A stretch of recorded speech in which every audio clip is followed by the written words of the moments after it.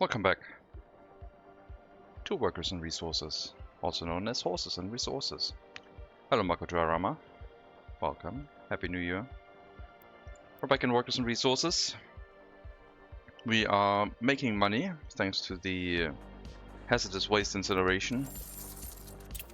In 1.5 years time, chat gets to vote again if we reset by another 10 years, or if we finally go through some technological progress. The choice is by chat.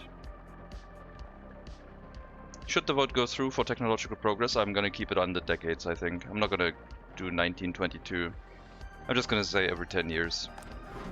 Makes it easier than to try and memorize when vehicles actually get released. I think that'll be easier to do.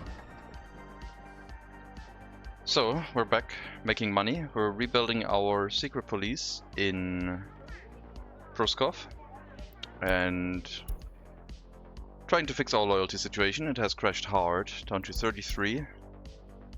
Orphanage is struggling to maintain loyalty in our, well, orphans. We are trying to remove the labor pickup hall to put another house here or two. And in general increase the amount of people living in this area. Because right now, we don't have enough. We had a bit of a crisis with our feed supply for the horses. Huge traffic jams. Some people went starving. We're not out of the danger zone yet, but it's looking better. Hopefully we'll be alright.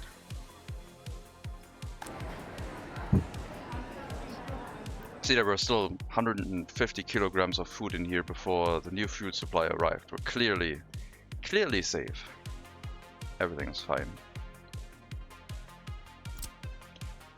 So, the goal is to stabilize our loyalty again, because I want to try and push loyalty up as much as possible. That is important.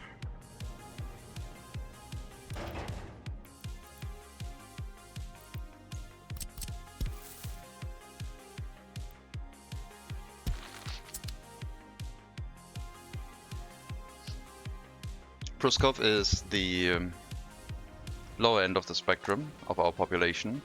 People with loyalty below 50% are allowed to move in here. However, currently, since there's no secret police, we lose the track of their loyalty, and their children can then move into our settlement again, our main settlement, Beslady, which causes some loyalty issues. Because then we don't have enough workers with high enough loyalty to actually run all the facilities the way they should. And that is not good.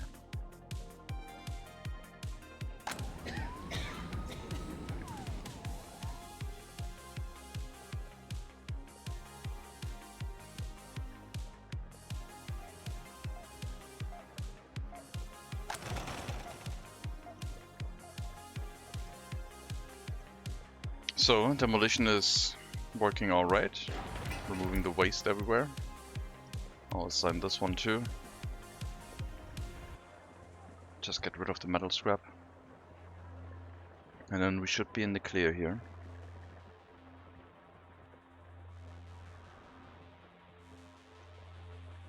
So money seems okay now. We just have to stabilize the population itself, because I need everyone to be as productive as possible. Otherwise, the society is probably not going to last. With very productive people, we might even have people over to run like farming, because loyal people working in the fields might actually do a lot more harvest than normal, but that is to be seen, I guess. First we need to get the loyalty up again.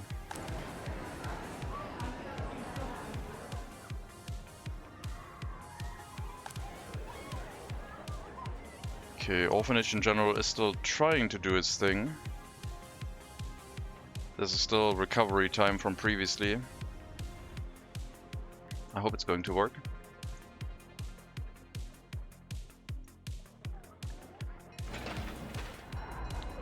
More gravel deliveries, please. This has priority, both of these. The building here is not as important that I want to build.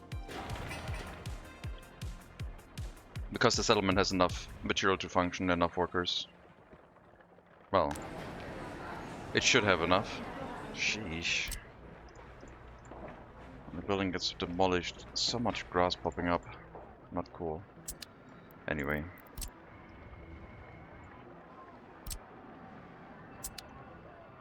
Alright. Do I build a housing right now? Large is too large. Could probably fit in 2 of these.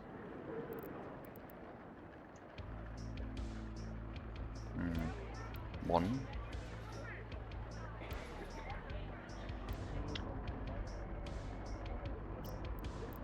That's 110, that's 50. Oh, I haven't built these in a while. I really like these.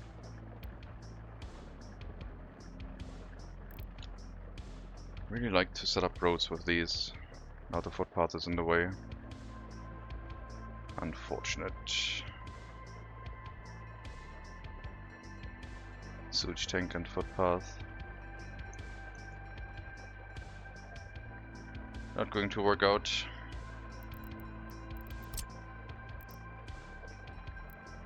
Just a repeat, I guess.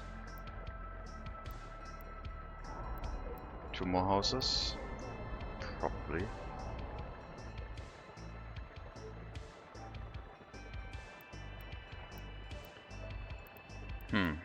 Looks like there's only going to be room for 1.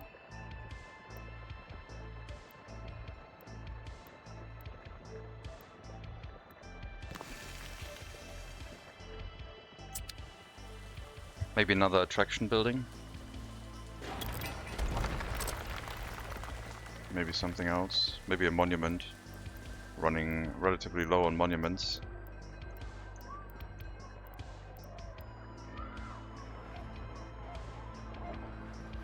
We'll see. Like I said, not as important right now. Although the orphanage is suffering for the lack of it. Really, really bad.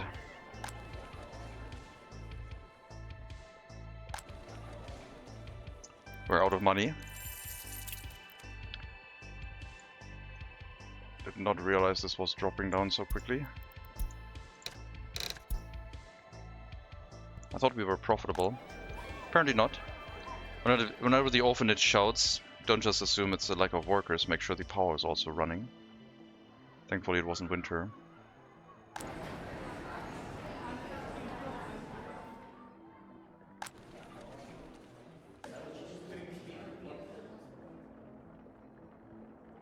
I'm getting some new loyal people through, which is good. Keep it in order, get a constant supply of new workers. We're down to 118. I can get some new migrants if I have to, but yeah, this may not be overloaded. We might have to reduce the loyalty requirement for the tutors here because we want to just have more highly educated right now. That seems to be the important part. Let's drop this down to... Oh, with 5 you can only deal with 3, huh? Well, it does go in waves, that's fine.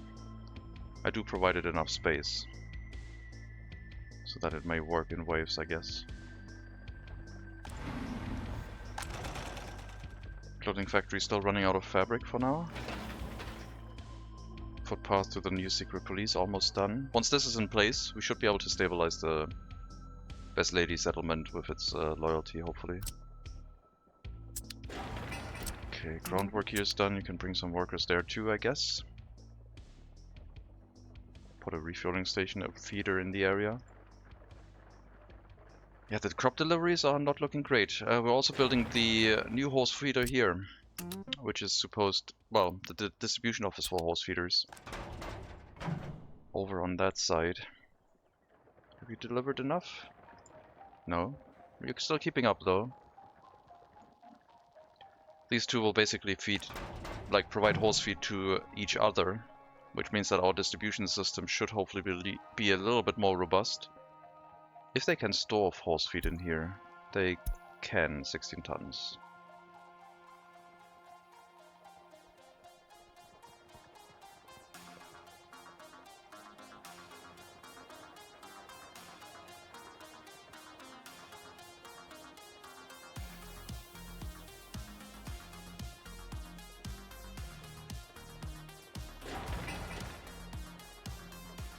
I mean, I don't really need to bring workers here. They're slowly building it up with local workforces.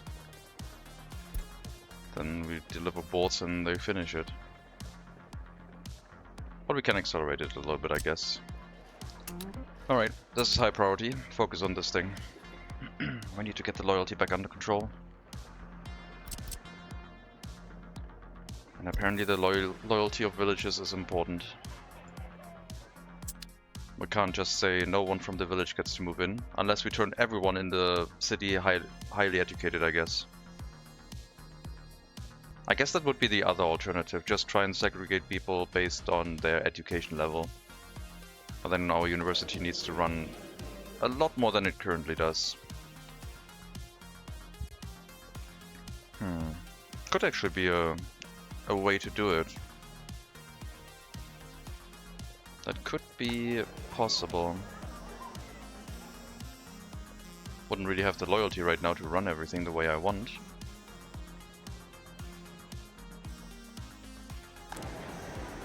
And then people might not walk into the correct workplaces. No, I think we'll try what we're currently doing.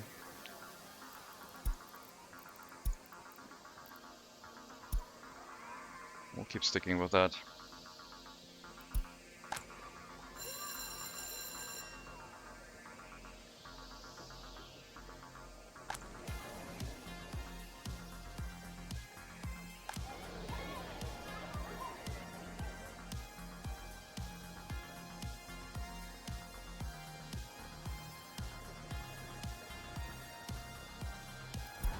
Okay, turn that warning off. I don't need to know about it. Stop the import of crops. Should also turn off the warning message.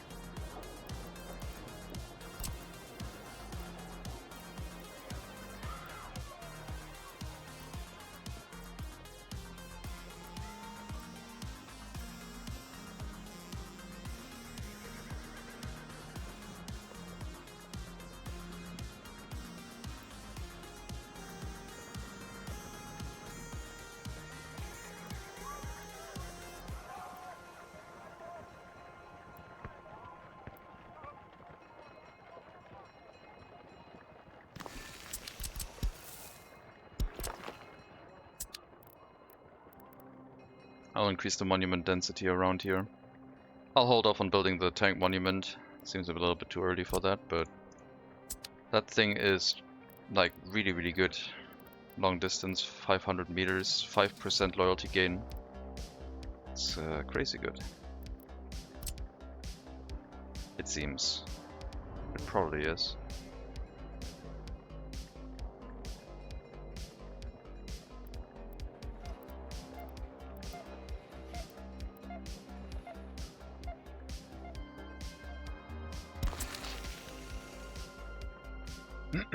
Drop 2 more monuments in, see if we can bring up the loyalty stability a bit more.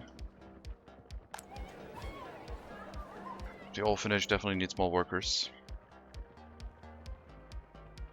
Seems like the loyalty of the orphans is dropping more than it is rising.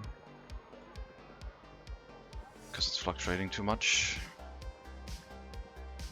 And the people in there don't have enough loyalty anyway. Oh, it's so bad.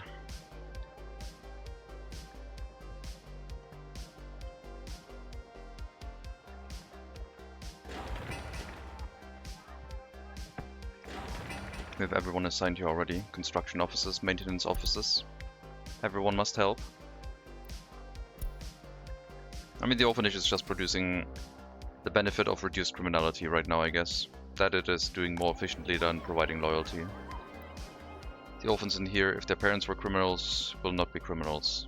If they started to create criminality, then we would have a really big problem. But yeah, this should be okay. So at least we'll have that for us. Pay back up, despite Twitter streaming. Joking, I'm alone. Just forgot to take my meds. Hello, Neo Roman Pizza. Take your medical pizza right now, please. Thank you. For your own safety.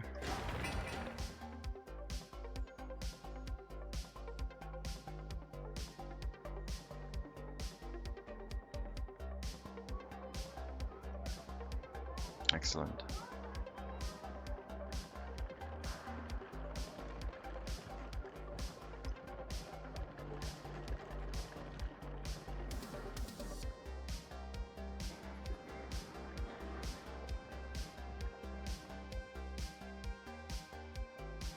Even look how far this monument can reach.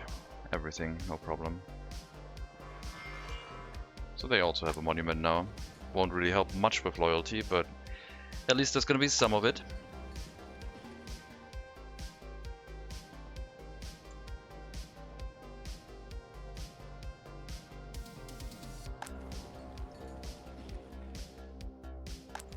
The settlement will not get a kindergarten, as it will still refuse.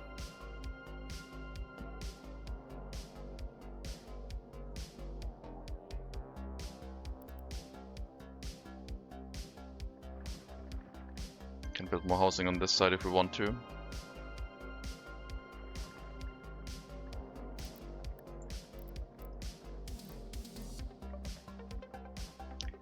I don't think they should have an alcohol kiosk.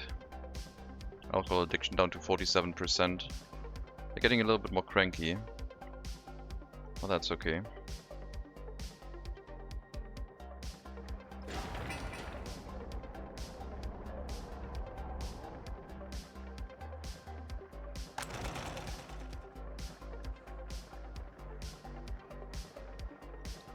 So, export profit. This is not going to be fully accurate. We're just going to go across the whole time. Clothing 103,000. Hazardous waste is completely inaccurate. I don't know how it's tracking that. Already made 5,000 this year.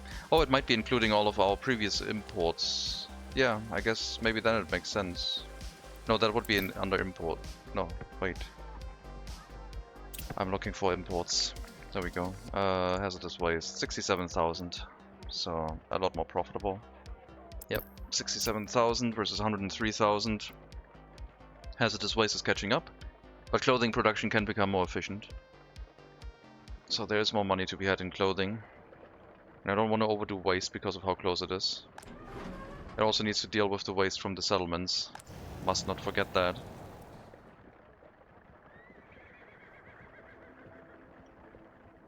That's a constant thing.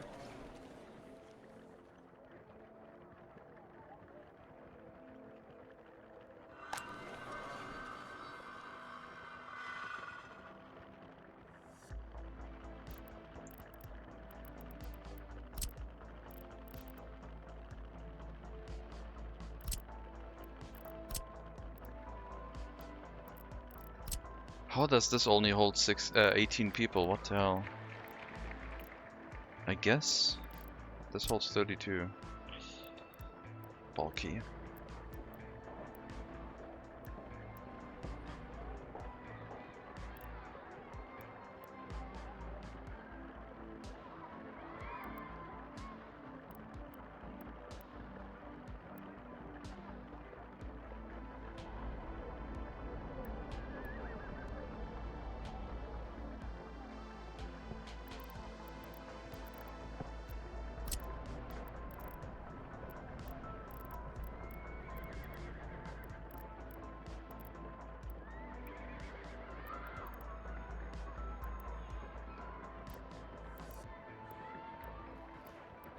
It's gonna be a lot easier to place here. Could even place 3 of them in here. Hitbox is a lot smaller, much nicer. Any balconies? Okay, out that way. Facing the inside.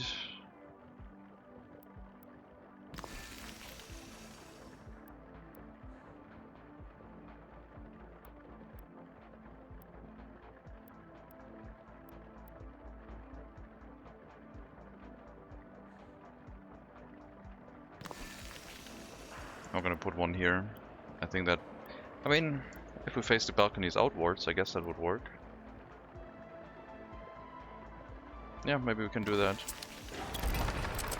It's another 150 workers then.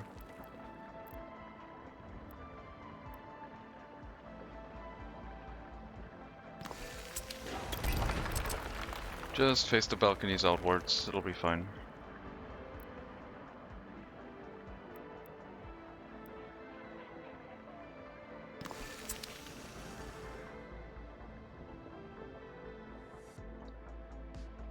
That's a lot more housing. We can build that after the secret police is done. And maybe the distribution office for fuel and animal feed. Probably should wait until those are done.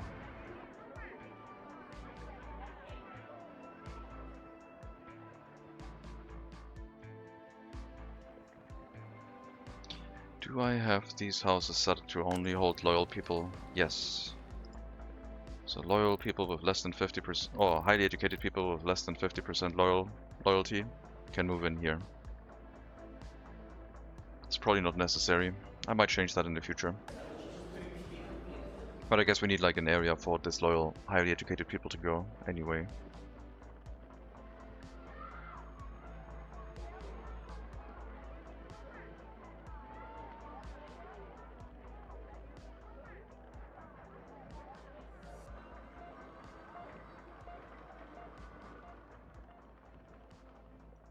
Maybe we'll move the construction offices to make more room, but right now I think this will work alright. Pretty big housing block extension. Almost 150 extra workers. That's gonna bring our population up quite, like, over 1,000 easily. It's relatively close to the heating plant. But like I said, we need to cycle our population a bit more. The increase in free flats will give us more population growth. So list of debates that show when vehicles come out. A list of dates that show when vehicles come out. This game has updated with the new stuff. No. I mean, you have the availability by year list, but it's not sorted. And it's a bit of a mess. I'm not aware of any other list. Like, it only goes to 1930 right now. And you can't sort by date.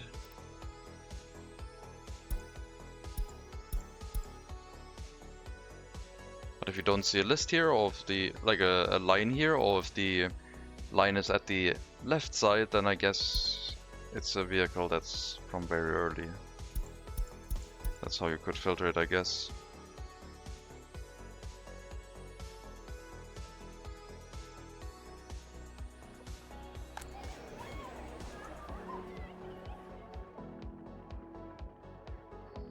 We'll definitely have to get the loyalty under control, probably by getting migrants for the 3 new houses and forcing them to work in the orphanage instead. Or like, tell them also to work in the orphanage. And then hope that we can get a positive loyalty loop going again. Started 1920 start last night. Dozer, no roller though. Only ones I can get are from the western side. There's a barrier between me and them. That I mean a big long river. Yeah. Rollers and pavers are not available for a very, very long time. You can filter that by here, paver. So it's nothing until 1949 for paver.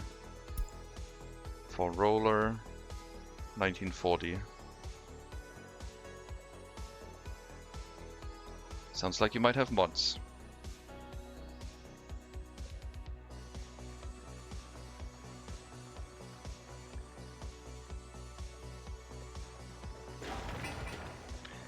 Okay, wooden horse feeder here is getting built.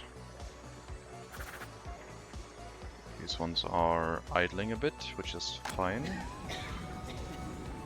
I mean, I am sending food directly from the customs house now, so they don't have to do much. It's not from our food production anymore. Well, how do you have a dozer then? A bulldozer is also very late. Well, late, like... Oh no, you're 1920, forget what I said, 1920, yeah. Bulldozer 1920, I guess they added one. The Hilt 75 bulldozer. Yep, but road rollers 1940, 1945, so quite a long ways away.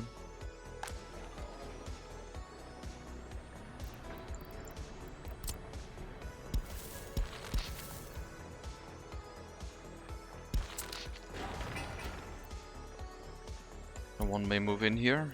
It's supposed to be regular educated citizens with extreme high loyalty, and that's what we're going to use for the orphanage in the future. Horse feeder is done.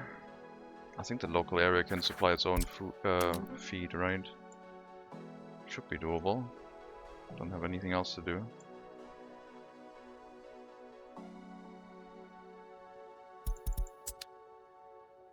And then maybe this one too. At least help with it. Some overlapping grain supply. Traffic jam because of construction work.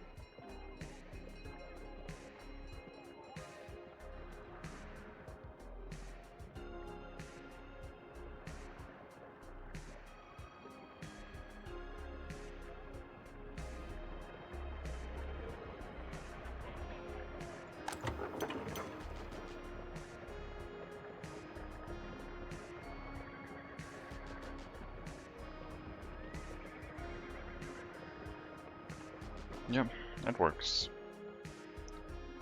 Should be alright. But we might have to start making our own crops again soon, just because we won't be able to keep importing them from the border. It's causing too much of a traffic jam. And, well, the alternative would be bringing them to Ostron, but then they're just going to consume a lot of gravel traveling along the road here. One thing we could do is, like, make this one a gravel road, I guess. I might redo the fields and flatten this out a bit, though. As much as the sewage pipe will allow us to do that, I guess. But then again, it's just fields. Like, it can be bumpy. But it should be a gravel road, I think.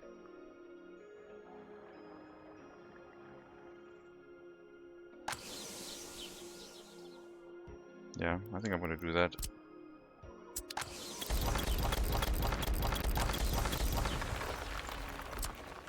So I'll have the road here, sure. And this one.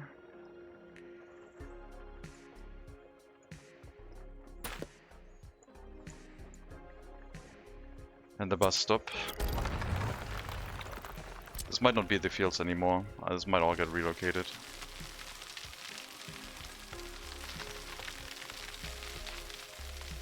But maybe it'll be fields, like, we still have the farms in the area. I don't think it would be a bad idea to relocate them though.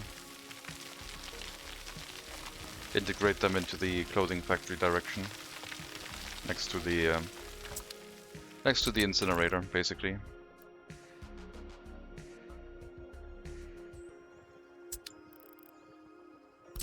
No, don't use the bulldozer, that's a terrible idea.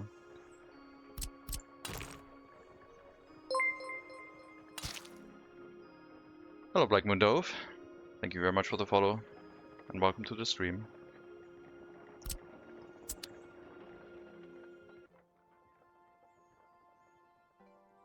So yeah, not sure yet if we'll do farming here again. That is open, I guess. At that point we would probably set it up with like a more normal bus stop.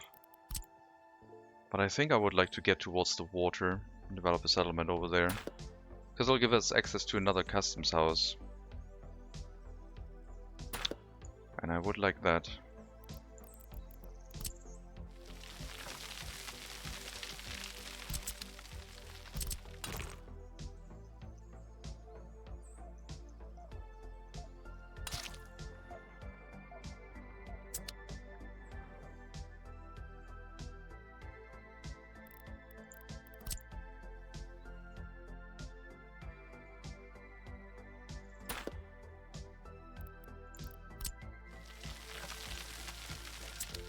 Can't reach over here with my workers. Can't flatten this right now. So we could at least like pave it, put gravel up to here, and then once the settlement has built, or we have workers in the area, we could flatten out the rest before we commit to gravel.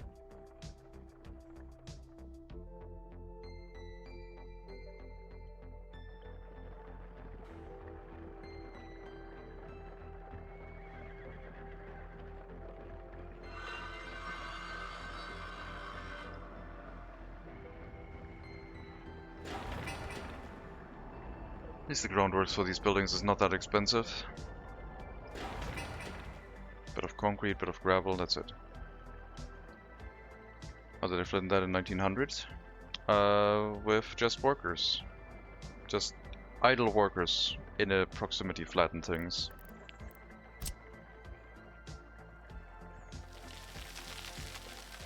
So we're using our workforce.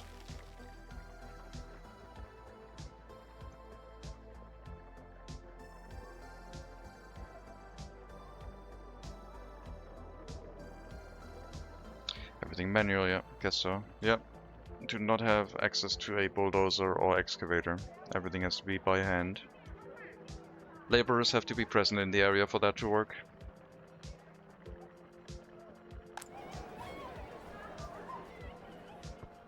We need to get the we need to get the orphanage started again.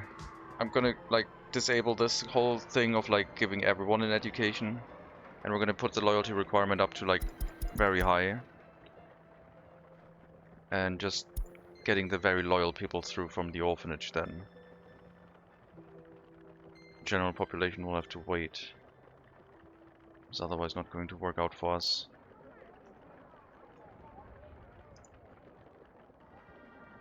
First we need to fix the amount of workers here. There was someone with 95% loyalty getting us an education, which I think might be the child of a former orphan, but I haven't seen him yet again.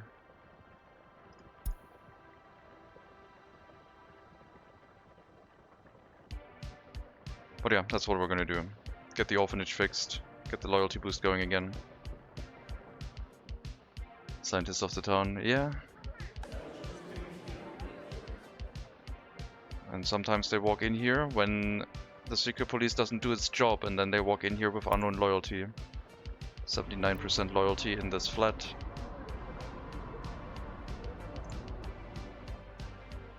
Definitely should... And there's a 90% also in the flat. Former orphan with 86% loyalty has a child with 90% loyalty. Pretty good. Orphanage because many die from the disease. We've built the heating plant a little bit close. It's a design decision. But yeah, we need to get the very loyal people university educated. Apparently they are staying with their parents and are trying to get the university education, which is good, because there's no more room for regular educated citizens to move into. So the very loyal people will get their university education, and then they can move into designated housing. As it should be.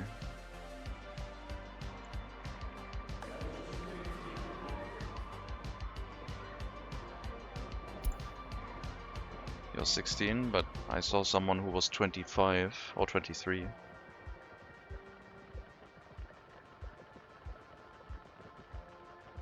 It's awesome. It took a lot of effort to set up, and it's not running smoothly yet, but we're working on it.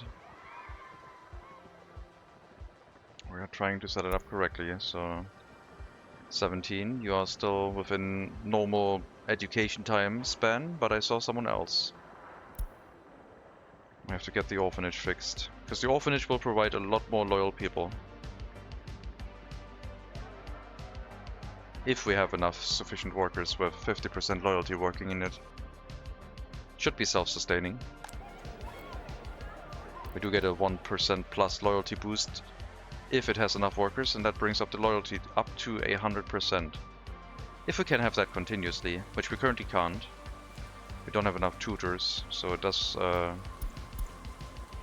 shrink down and become negative at some point. And sometimes the secret police also loses access, and sometimes they send disloyal people in here, but I guess in general the loyalty boost might work.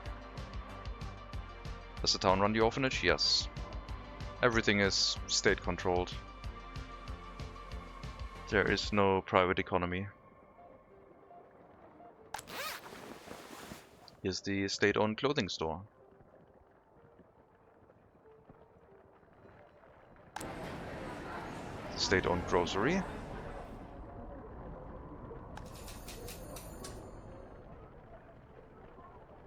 I mean, every building is manually placed by the government, aka the player. 2 bananas, please. Take him away, boys. Hello, Decipher. Welcome. For uniforms, yes.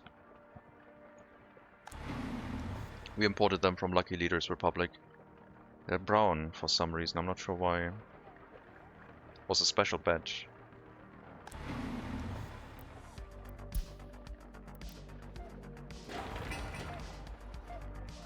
Last construction phase on the secret police.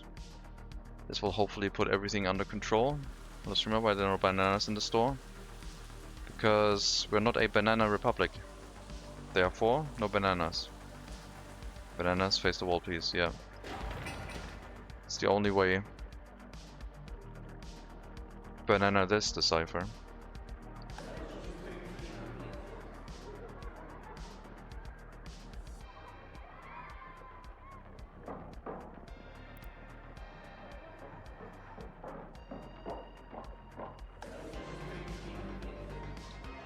So with this high loyalty requirement, we can also bring down the loyalty requirement for the party officials, because they'll only marginally drop in loyalty by getting educated that way.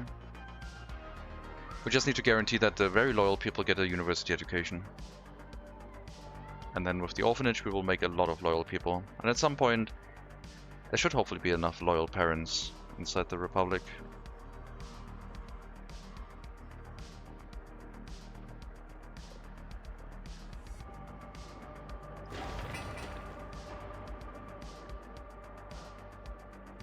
Okay, the traffic jam at the border has been resolved a little bit after waiting long enough.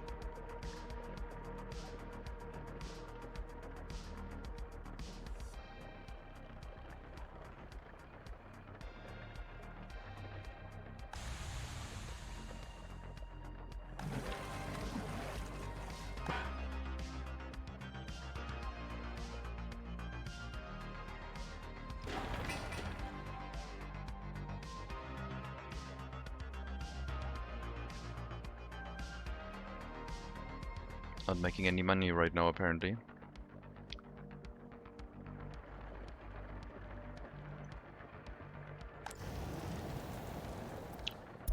What's going on with the vehicles?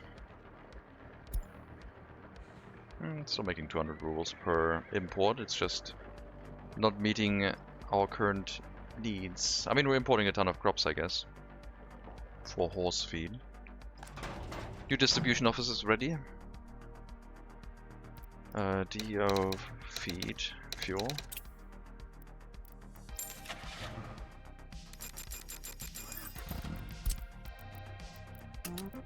Currently from the border, and then all fuel stations and this one. And you're also going to bring animal feed to the other distribution office to help it.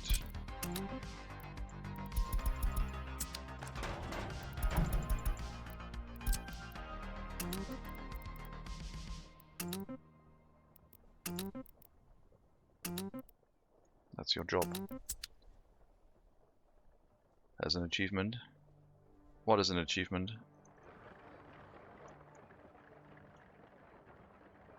There's a lot of things in this game that could be an achievement, once you figure them out, because they're quite difficult to get around to. Transporting all the food? Oh yeah, that is an achievement, especially with horse carriages.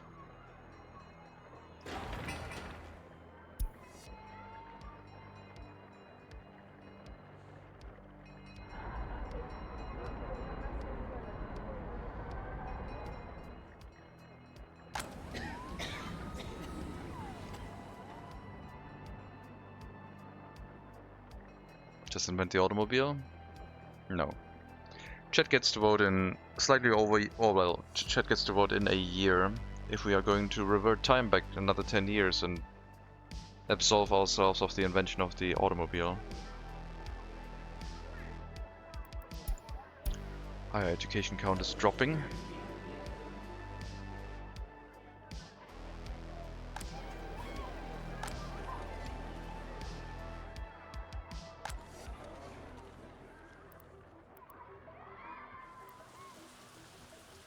What are these horseless carriages you blabber about? Yeah. Self-driving horses? What are you talking about?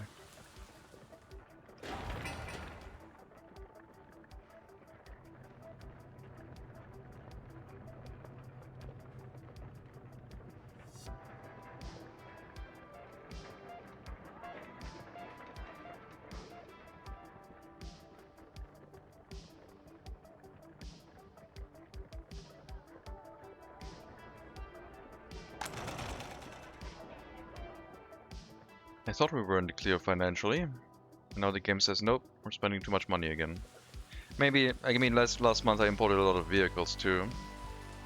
But the export wasn't sufficient. I mean, the construction work, I guess, is draining a lot of our workers away from other tasks, but it's all kind of relative.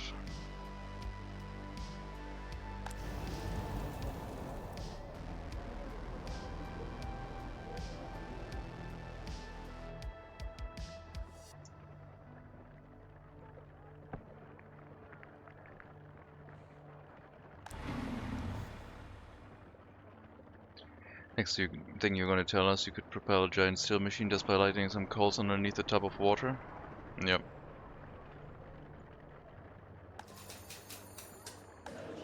Silliness, I know.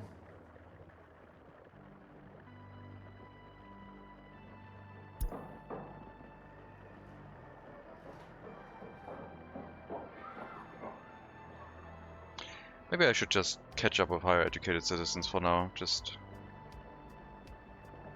let a lot of people study. Bring the minimum loyalty down to like a reasonable 50%.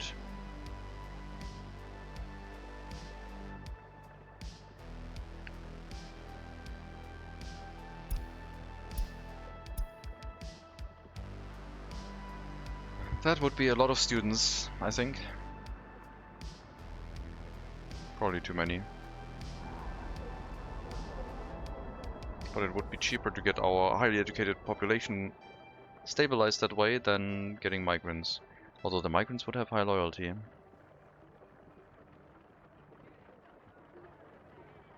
That might be preferable. I think the days should be a little longer than they already are. They wouldn't. The game already takes quite a long time to play. I wouldn't mind it being longer, I wouldn't mind a 4x time progression. Just to make the years go by slower. The regular gameplay could be the same. But like the progression through the years should be slower.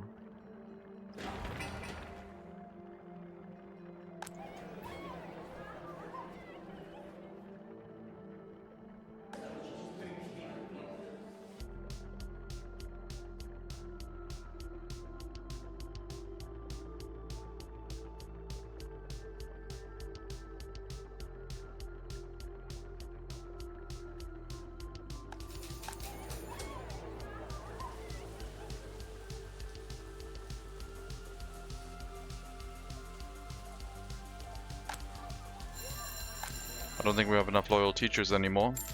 I'm gonna get some migrants. I have to spend that money right now, I guess. It's not working.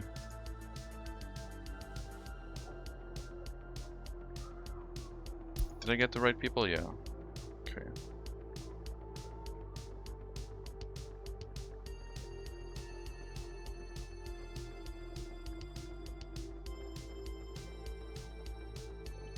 Where's the print press for books?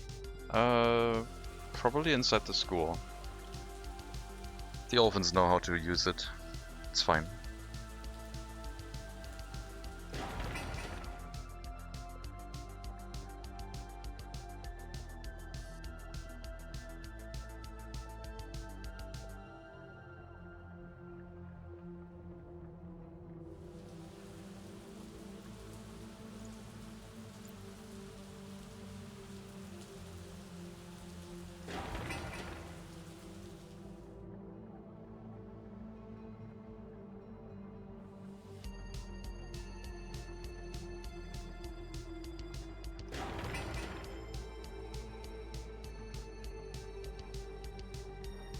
Oh, look, the barracks estate, yes. All it needs to function correctly is the secret police. Then it'll be fine, hopefully.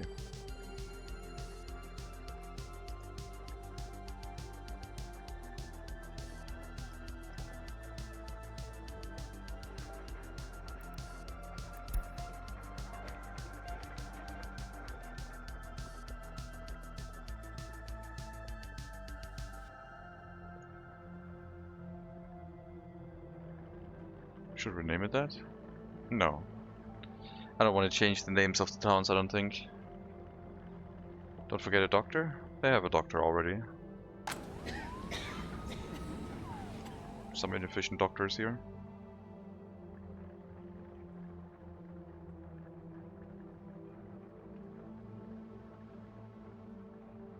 Doing their thing.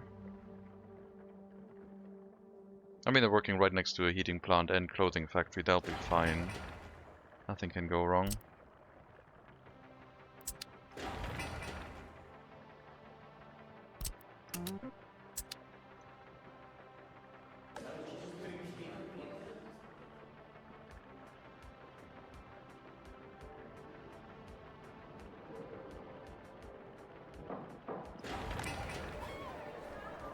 Yeah, we'll have to brute force the loyalty situation, I think, somehow. The school is not getting enough highly loyal people. I need to funnel the most loyal people in here. Not in here right now. Well, the problem is this is regular educated and highly educated currently. It's only supposed to be regular educated. Like that.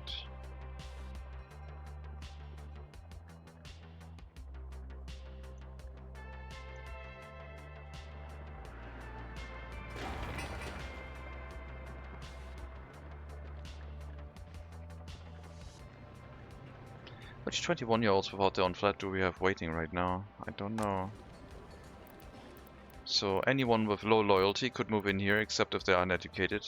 It's not those. So it must be someone with high loyalty that we're not allowing to move in somewhere. But they should have moved in here. Confused. Which ones? Oh no, wait. I'm not allowing people to move in here right now. Okay, no, it is the disloyal people. Nope, that's fine. That's a building I placed specifically to relocate some people out of the existing houses so that I can get more migrants, but I guess now we're building new houses. So low loyalty and smart lord, yeah. Dangerous combination, but we kinda need some of those to run the clinics. Can't help it.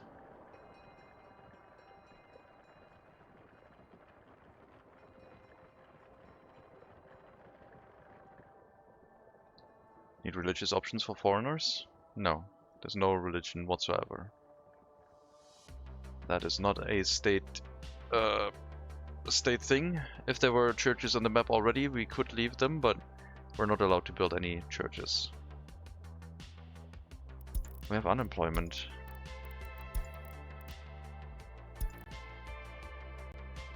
That is neat, but also kind of bad.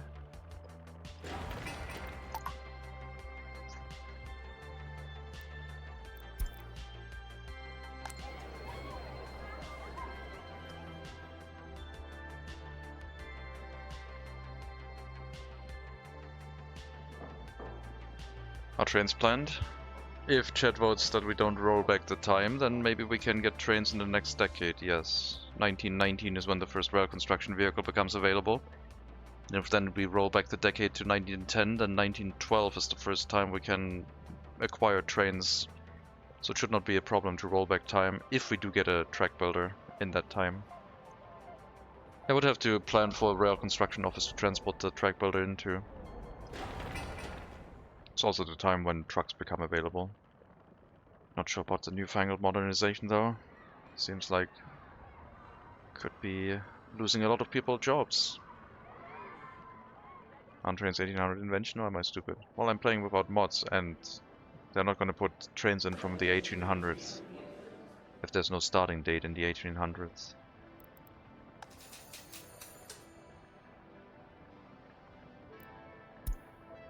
Bridge is awesome, thank you. Also planning to run trains underneath that. I hope it's high enough, but it might be too low down. Might be okay. I think these horse carriages are like probably taller than a train, so 2 train tracks going through here might be okay.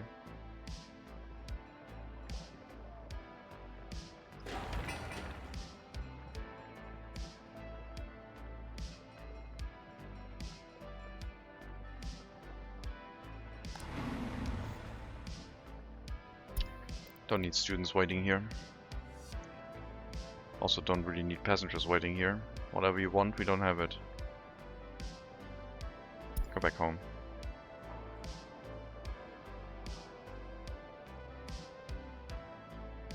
Can run a train under it. Flatbed, maybe. Should be fine.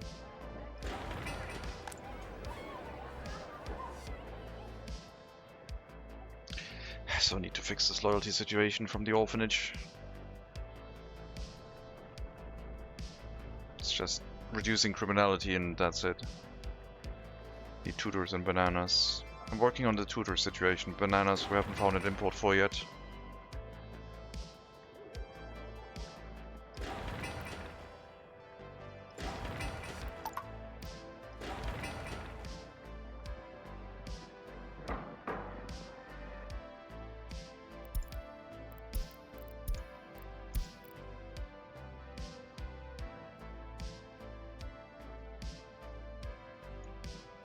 Okay, so you also would have room for more housing.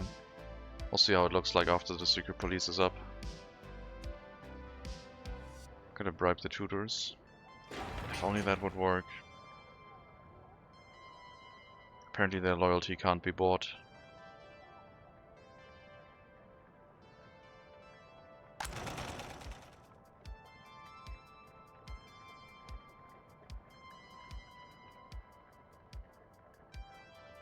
Yeah, I think it's the crop imports that are eating a lot of money.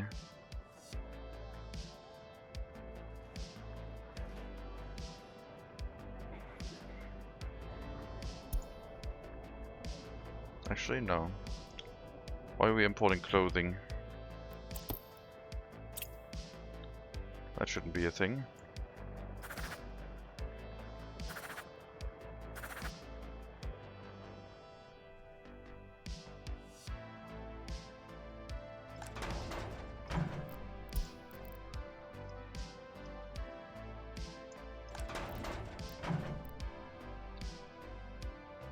Not really. Might be fabric. Nah, it was clothing. We're importing fabric and exporting clothing.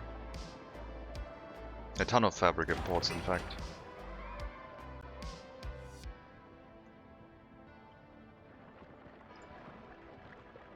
All arriving at the clothing factory with tons and tons of horse carriages.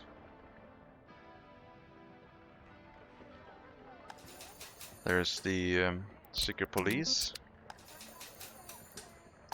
We'll run this at like 6 secret police, I guess. Low priority on the secret police.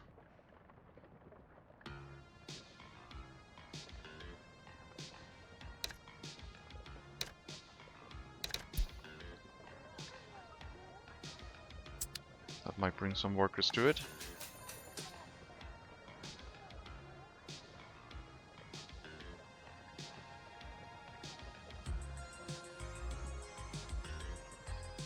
Gaslighting secret police, well... I need to fix the loyalty situation in my republic, so I need to be aware of what the people are doing here, apparently.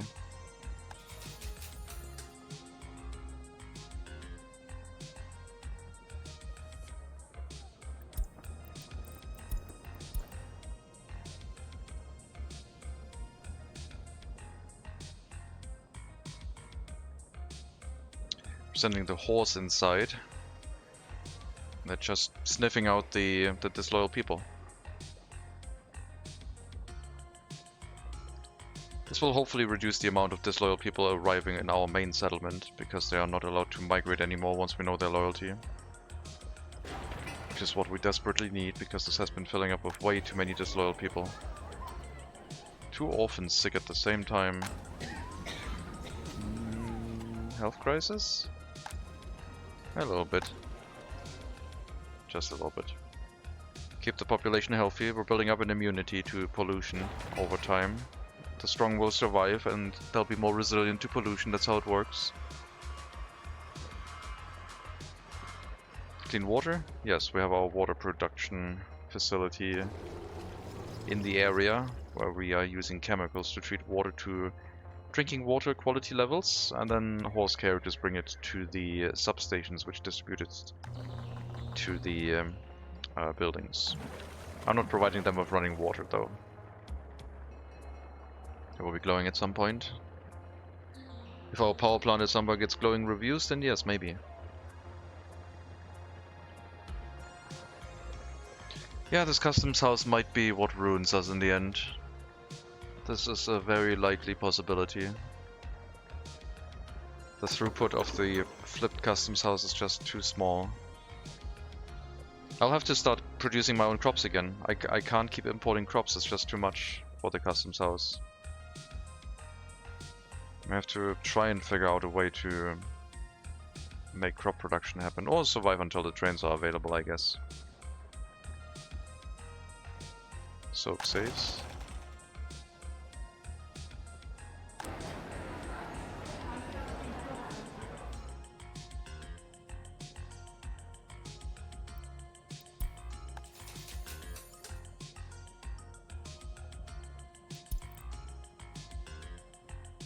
Yeah, at least we'll reduce the amount of migrants thanks to a couple of secret police that will run this area.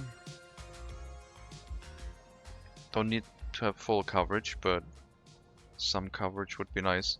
I'm also gonna give you another horse, so I have full amount of service vehicles. There you go. And I guess you could also be set to like maximum speed.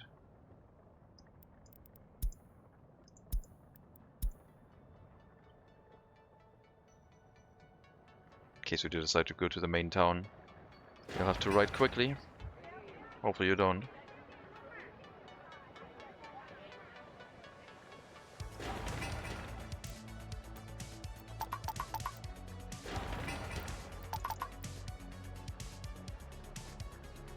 People make bathtub gin. Guess that kills germs too.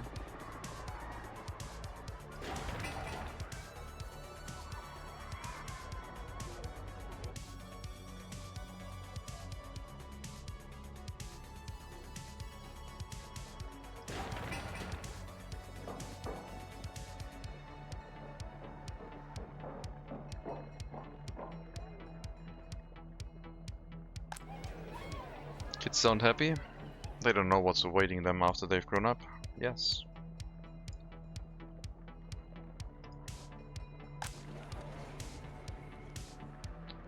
I'll put the filters back to regular education. We're not filtering everyone by higher education anymore. And then we'll have to start on the orphanage because that loyalty is just not sustainable.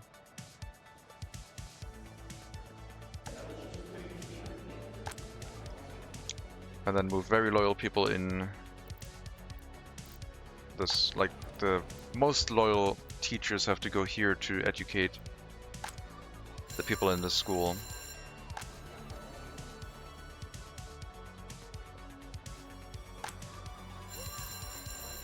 So that we may get school children with over 50% loyalty who can then continue running the orphanage.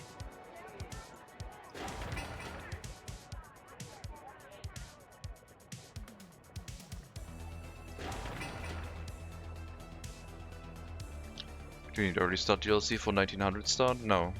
You could do... The 1900 start itself is a mod. I turned back the time from 1920 to 1900, but you could do 1960 start and then turn back the time 60 years. Then you would just be missing all the early start DLC vehicles and buildings. So you would have to compensate with mod downloads from the workshop. But you can modify the time just with the Time Master mod from the workshop. Why is our import situation so bad?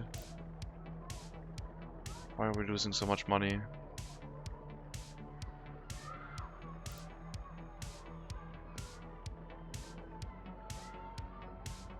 I think it might be calculating things wrong. I don't know. The store isn't big enough? It's fine. They're already oversized stores for what we have here, but the grocery might have a problem soon. If we increase the population count here a lot, we'll have to put in another grocer.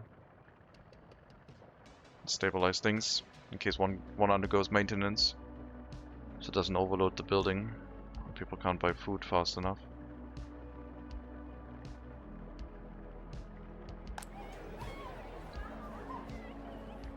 So there were people waiting outside. 9 is the max. In the grocer? I mean, this one I'm running out of with 3 workers out of 12. I just don't want to give it too many workers. I can increase this by 4 times the amount.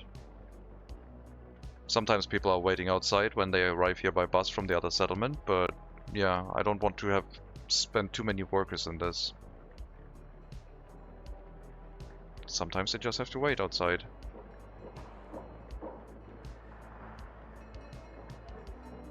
Like now, people are waiting outside because no one's selling. But in general, there's enough workers.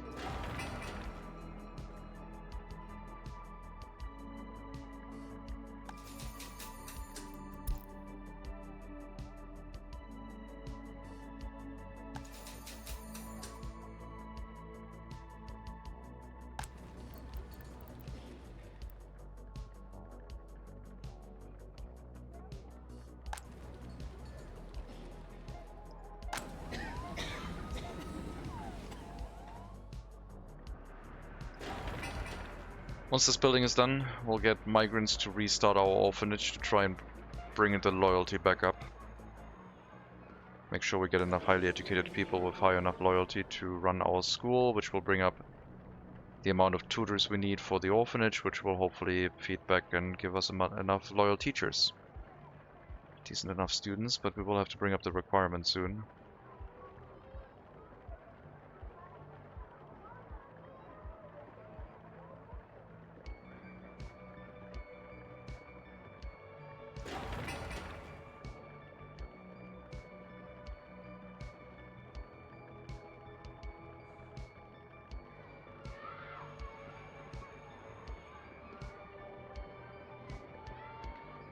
Alright, this house will get migrants now. From the Soviet bloc, which will have high loyalty. I'll need more money to actually do that. I need a lot more money actually. Spending on the future of the Republic. Oh, not these. No, that was the wrong button. Now I got highly educated ones. Sure. Go here. And the school. And then wherever.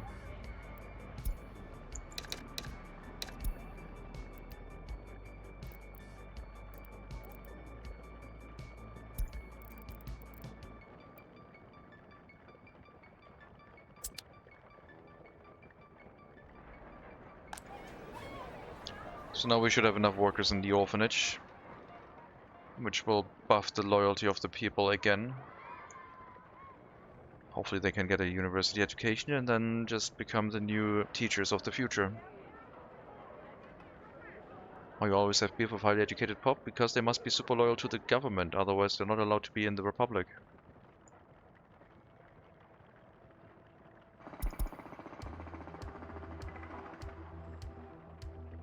That's how it be.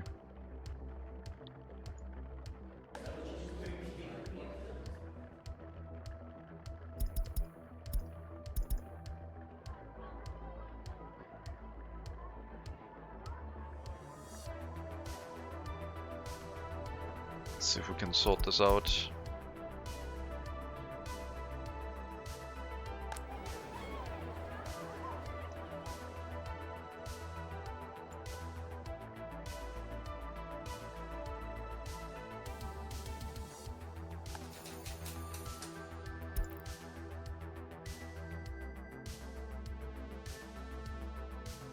They might still move people in here with low loyalty. Hopefully they don't.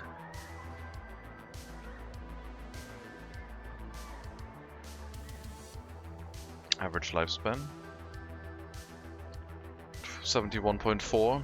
Could be up to 80 if we actually cared about our people's lifespan, but I'm okay with pollution looping our population around a little bit faster than normal.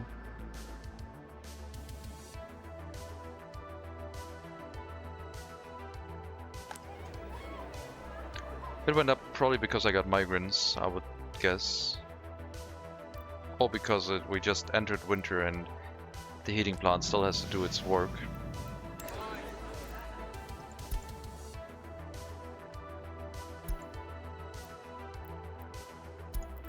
So during winter, life expectancy goes down and then it goes up. And we got some migrants, so now it crashed a little bit more because the migrants first need to go to the doctor, get immunized and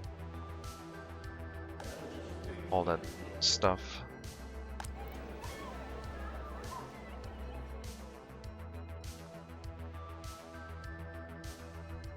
Alright. I hope this will work. The loyalty boost is at 3% per tick.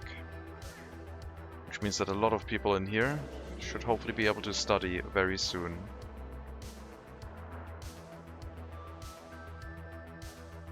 And then we need to provide enough workers to actually make sure that they can all study and finish their education. Even if our party officials are slightly disloyal, it doesn't matter as much. Because the orphanage will deal with the loyalty in the beginning. And then super loyal orphans get released, move in here, and provide education inside the school as teachers to our general population. So we'll have to bring that government loyalty requirement up at some point too. Education goes up, think loyalty could go up. Not sure if they correlate. Education is completely disconnected from loyalty, other than loyal people provide education more efficiently. But you don't need loyalty to run education.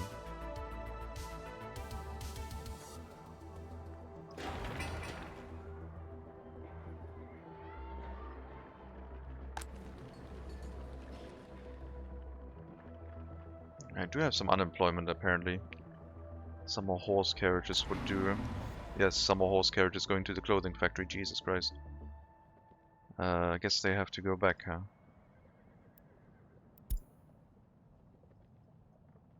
Sure.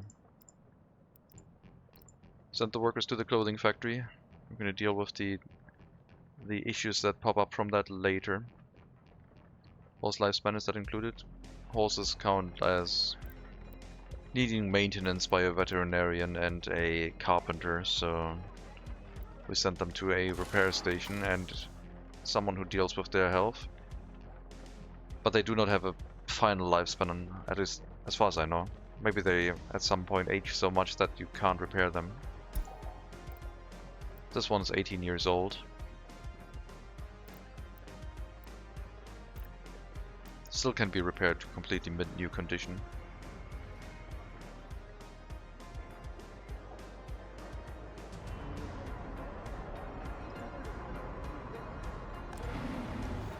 Yeah, we have a lot of extra workers, I guess.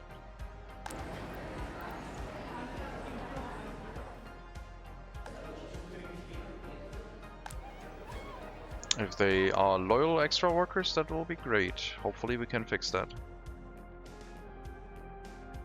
How many babies being born on average?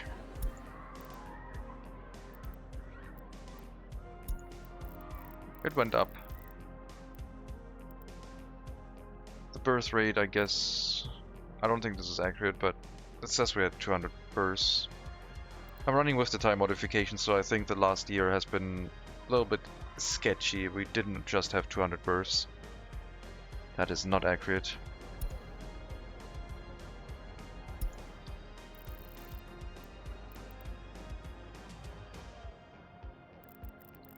Because we reset the time from 1910 back to 1900, so we have this like jump here.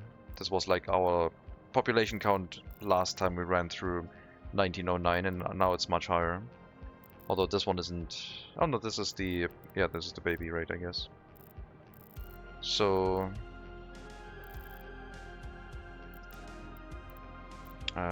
Birth rate. 486. Doesn't seem right, but I guess, yeah, half the population about.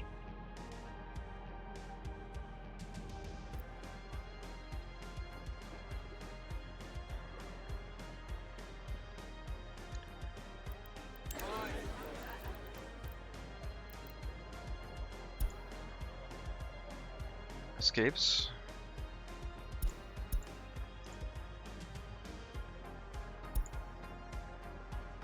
Where was it?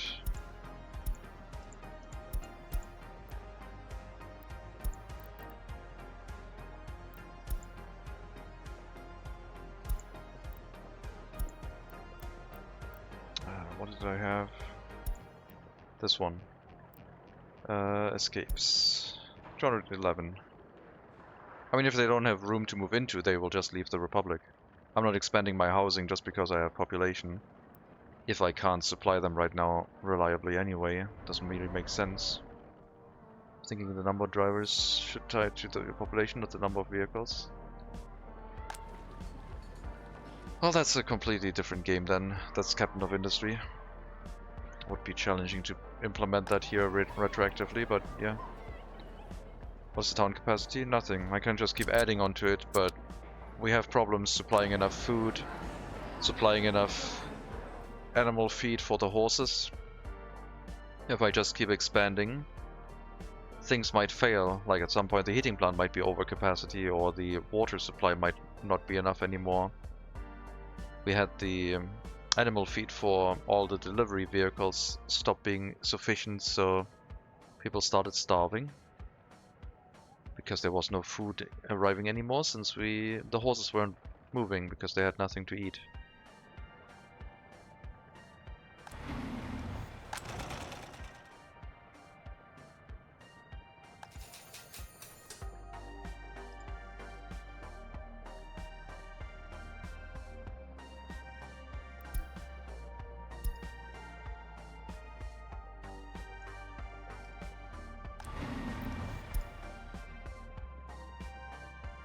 Depressing. It's a problem to solve. It's a crisis from lack of infrastructure. Something for the player to resolve, or just moan about, I guess. We solved it. Everything's running again. But the settlement is purposefully built depressively, in a way that people live too close to the heating plant. Otherwise we would have other issues to deal with, like high crime rate. And our crime rate is pretty good, all things considered. Even in the settlement where there's like the lowest of the low, crime rate at highest is 5%. Oh, is that Lear? Welcome.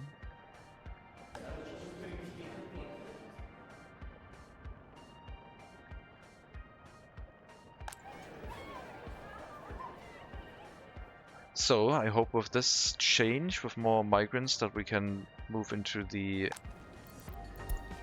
orphanage. We will hopefully get our loyalty stabilized again, because it's down to 34%, and that's atrocious. But we also have we have an extra settlement, which loyalty we don't care about, except that we need to know their loyalty so they don't move back into the town. It's all a bit weird.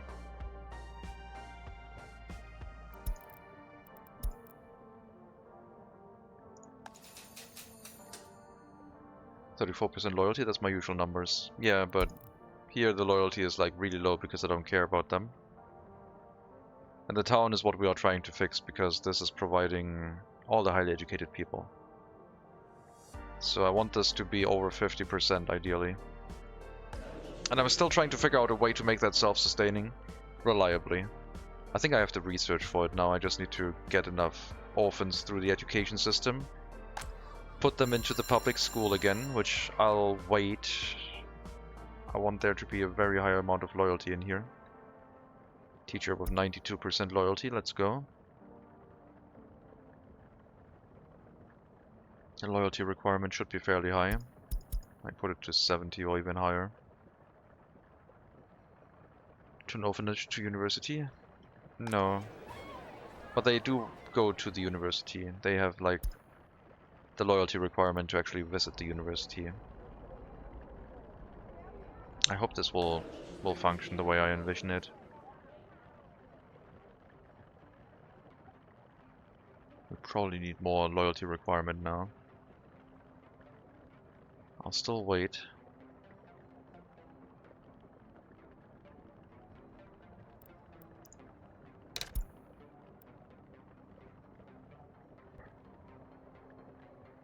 How loyal these people have to be? Ideally 100, but we can also accept a little bit less loyalty. Wrote my map for today yesterday, a total of 3 customs houses, 2 small to Soviet side, 1 medium to NATO. It's going to be a lot of fun. I think the party for bots though. So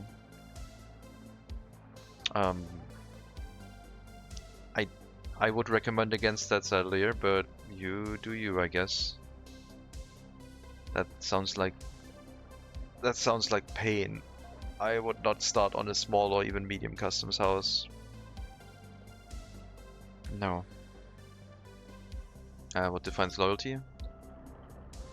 People's loyalty to the state, which is slowly built up during their childhood in orphanages, schools, universities, and then during their normal life after school and education, it slowly drains. And you can try and keep it up with monuments. And radio and TV helps boost it too afterwards. Is it love? No. It's the SpongeBob Patrick setting. This is the loyalty to SpongeBob Patrick. Let's just say that the harbor will be a big priority. Are you starting in 1900 or 1920? Because if you're starting in 1900 and you're not using mods, then you're gonna have a while until you have a harbor.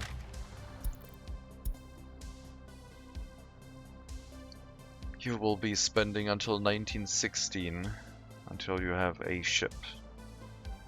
You're using mods, okay, so yeah, then that's fine, I guess.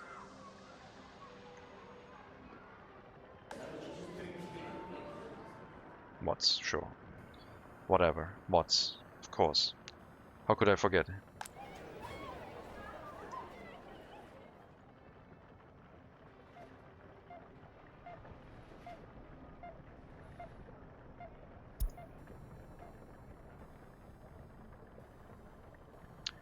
%98 loyalty, 2% below ideal, optimum.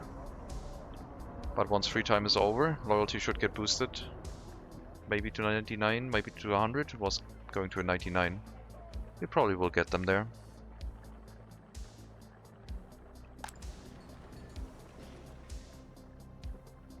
Yeah, I want the most loyal citizens moving into this house and working in the orphanage.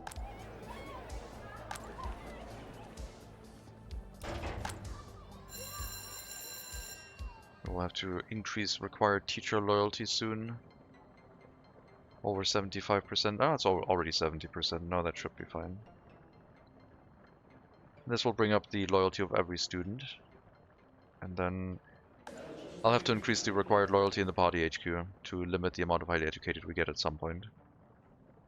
Gallery street lighting? No, I'm not spending electronics on street lighting right now. That is also how I can get things up and running even with a small customs, as I can largely build from basic resources my initial stuff. Pretty sure my previous jungle run was just a small customs house only. Well, I'm sure it'll work out well. It will be a challenge though. Pretty big one. But if you're using mods, then I mean, you know what you're jumping into. This is, except for the Time Master mod to jump back to 1900, completely unmodded. What's the worst that could happen? Exactly. I said that in Stalker 2 yesterday too. What's the worst that could happen? Walking towards the anomaly that seems to be sucking in heavy machinery and pulsing. What's the worst that could happen? Fires. For example, yeah. That is a thing that could happen.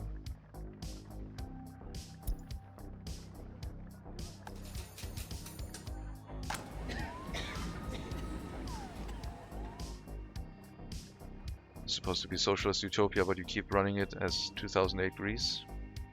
No, it's not 2008 Greece. It's not enough coastal borders. Infinite austerity. Yes, because we're not making any money.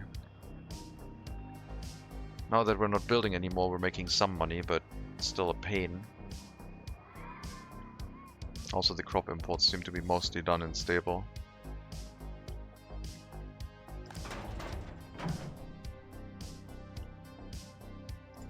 This horse carriage can make its way back to the distribution office.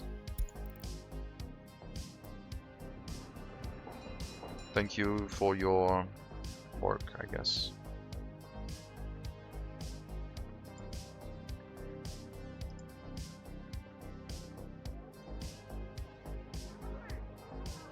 You refueled and then went along the footpath to get back to the secret police. What is this?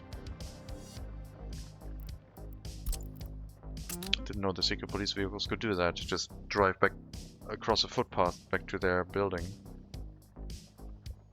Winter is over. So we do have unemployment, I guess, which is good. Means that we can be a little bit more strict about who gets to move into our town. We need to deactivate disloyal people. Only keep loyal ones.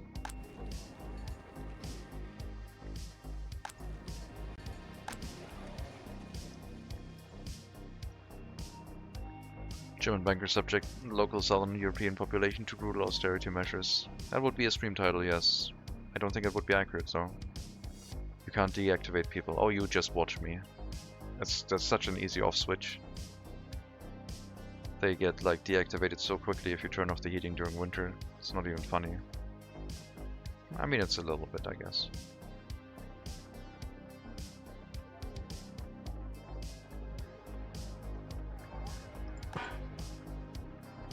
Challenge accepted, exactly.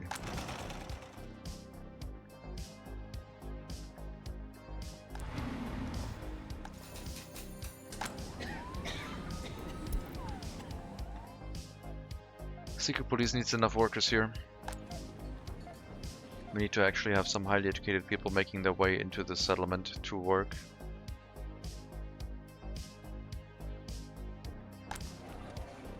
It's not good. I think you are all disloyal, are you? Oh, you have 52. But most of you are below 50, so...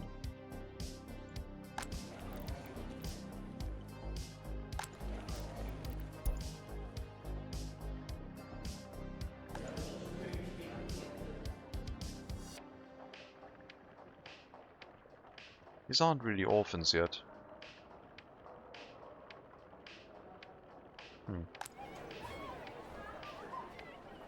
You need to finish your university education. 98% loyalty. 1.66 education. Gonna be a great teacher.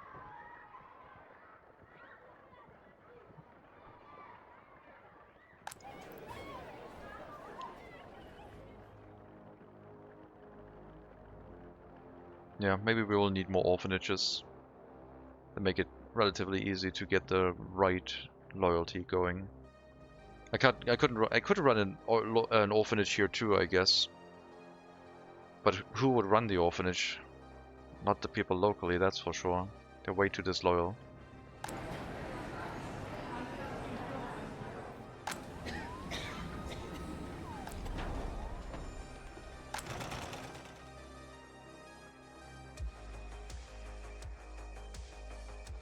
Whenever we have a traffic jam, we're not importing resources for profit, I guess.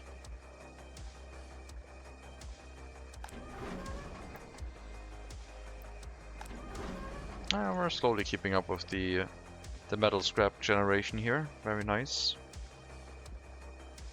My ghetto waste separation facility is working.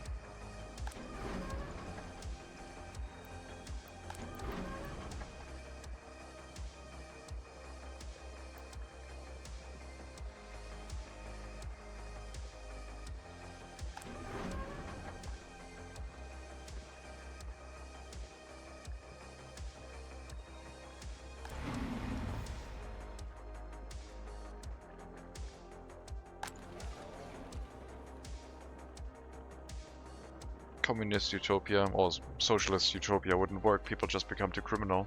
And we don't have a police station yet, that's the other reason.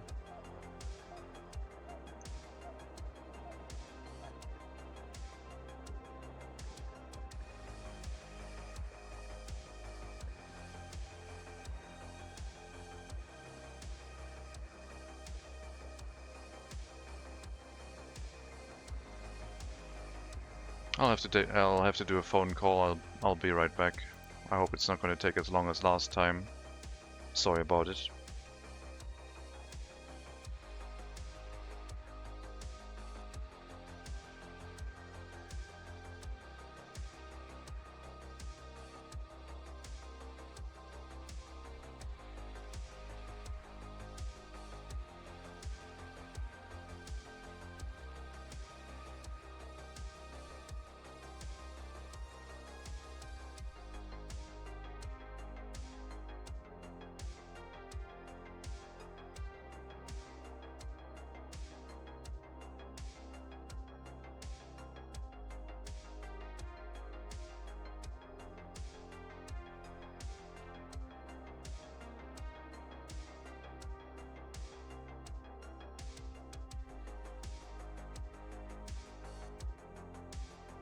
Okay, I'm probably gonna get a call, so I will have to be ready to take a break. But the person I tried to call is currently not available. Oh, well, they tried to call me, and I was streaming, and then I saw it like half an hour later. We can do Socialist Utopia, but it will require a lot of deficit spending. That's not a utopia. That's just deficit spending.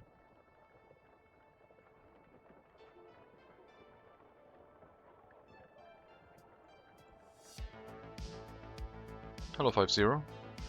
Welcome.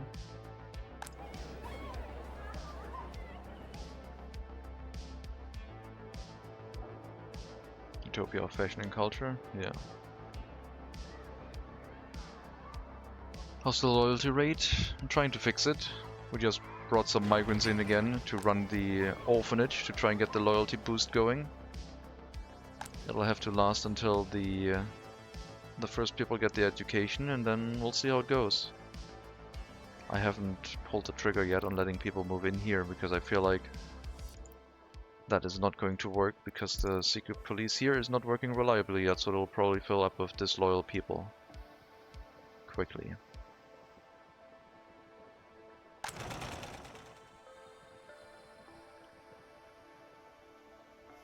Water fountains and rose gardens, yeah.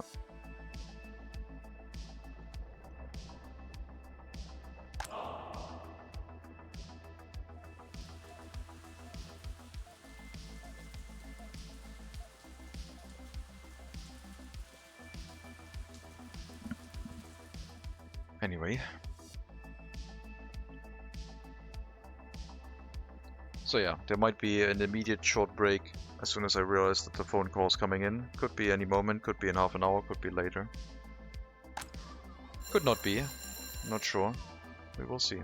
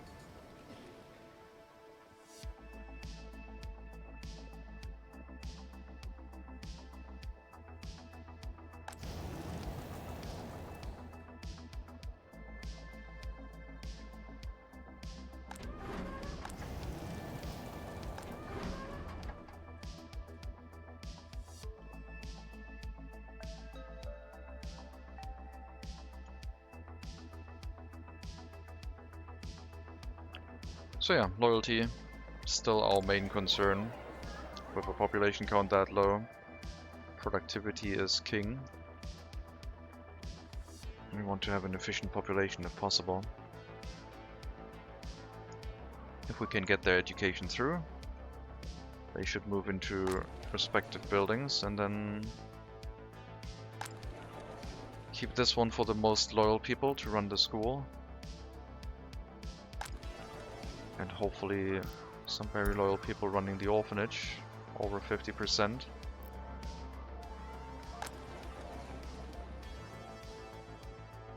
seems like the loyalty settings are being enforced, so maybe I would be alright to allow people to move in here.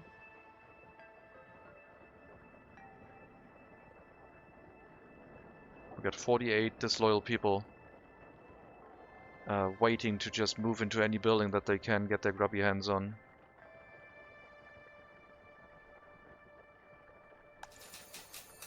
Uh-oh, reconstruction in progress. This insufficient way of exporting is by sea. No. It's just very expensive. Well, it can be very expensive with fuel. Depending on how the ship is set up, I guess.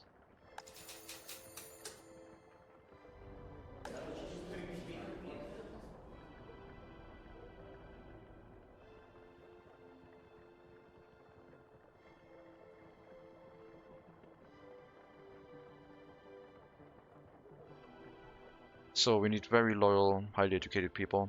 That's what we're working on right now. We'll have to keep an eye on the orphanage. And we should get our first batch of very loyal workers very soon. Age 20, you're only 59% loyalty. 58 because the university does not provide loyalty. And you also don't live in the orphanage, so you might finish your education, but we'll see. Orphans themselves have a loyalty of up to 100%. They get a little bit of a negative tick on the loyalty, but that gets dealt with then in the orphanage itself. Should be able to finish the education. We have enough party officials now. Have you tried exporting by air? No, not in this run. In general, I have tried it. It's very low capacity. Might be useful for electronics and such, but I've not really built an infrastructure to try and do exports by air. Not really.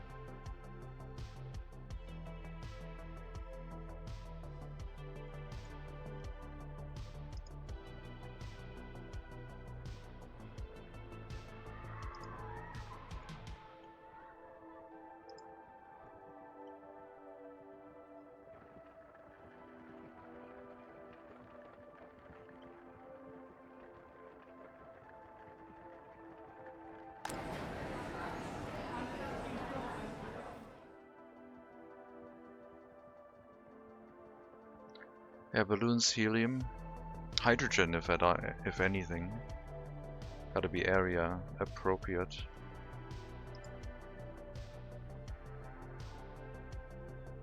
Era appropriate, not area. Yeah, I feel really worried about expansion because that always causes a huge slowdown at the customs house. I might just have to reduce the amount of vehicles we have.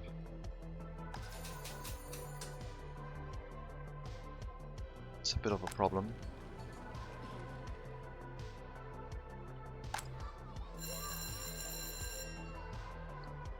Students are piling up here with no real finished education yet. That's fine, we'll have our first loyal teachers soon, probably. Some of disloyal people went in here. Apparently the loyalty filter stopped working for a moment. And we might have to bring up the government loyalty requirement soon.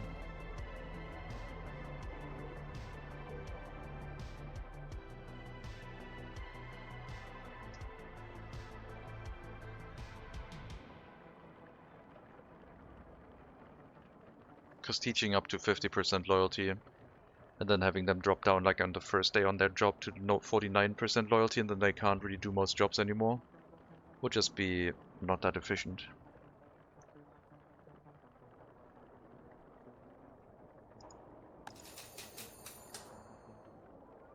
Come on, send more workers in the secret police again. The loyalty requirement is 10%. As long as you don't run through the streets with a sign shouting against the government, you can work in the secret police. Let's go.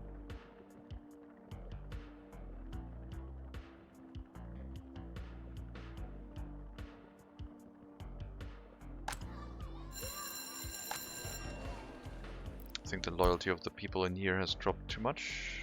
69. Some can work. Unknown loyalty, great. Secret police, do your job.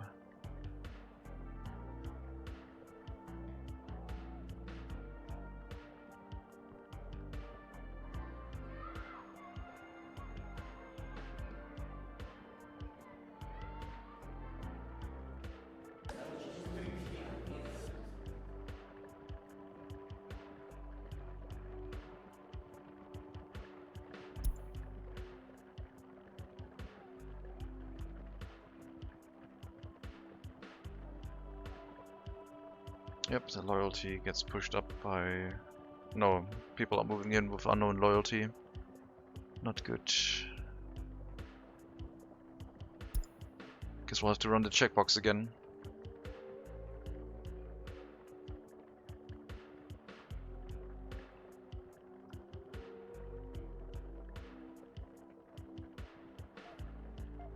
I don't like using the checkbox, but it makes the most sense right now. Because if we're focusing on people with good loyalty, then they should have, by nature, the highest education level already. So if a bunch of people show up and say, oh, we also want an education, they probably don't have any. So they'll get put back to the end of the queue. And we'll maybe get an education later. Barely keeping up with the fabric. We're also nearing the vote for if we do reset the time or not. We'll start the vote in October, I guess, and it'll last until 1st of January. Hopefully I don't forget. People can vote if we reset the time or not, again. Results would be no modernization if people vote yes. Another 10 years of just horses and resources. Delay of the arrival of trains. If people vote no, then we just go through the next decade and then do another vote at the end of it. Maybe the decade's gonna be nicer. Maybe people want to see more attempt at horsing around.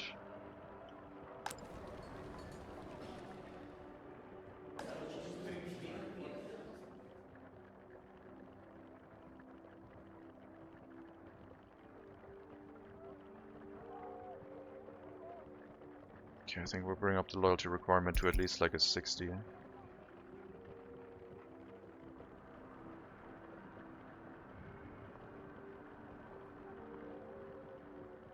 I can probably run it without the checkbox, to be honest.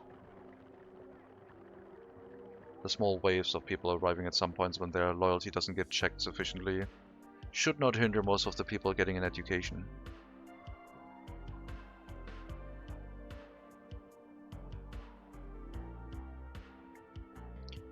We're likely to make it another decade. Will we even have the funds for tracks trains? We're currently money positive, not accounting for the loan repayments, but that just means we have to take out another loan. But we are slowly paying them back. As long as I'm not expanding, I'm making money. Which, this must also account for building repairs and machine replacements in existing factories, etc. Also those that are currently not running. Alright, start importing crops again, I guess. Try and get the food factory going.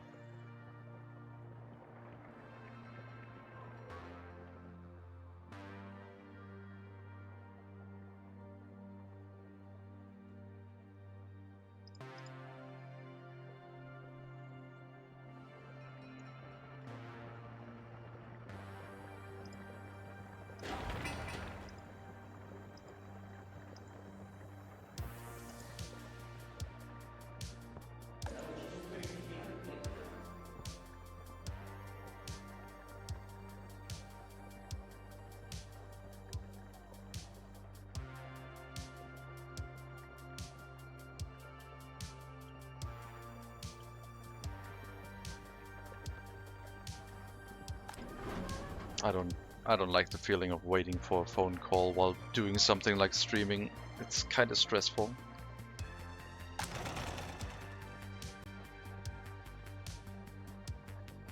Uh-oh. Not enough tutors. Do I have to bring in more migrants? Or was it just a temporary fluke? Oh, there's so many orphans in here now. Jesus. We got a lot of orphans. I might have to get more orphanages. This is not balancing out nicely. I hope we can finish the like wait until the first few grow up. But this will just open up more space for more orphans, so it's not really that nice anyway. I really wish I could limit the amount of orphans under my care. It's not a good system.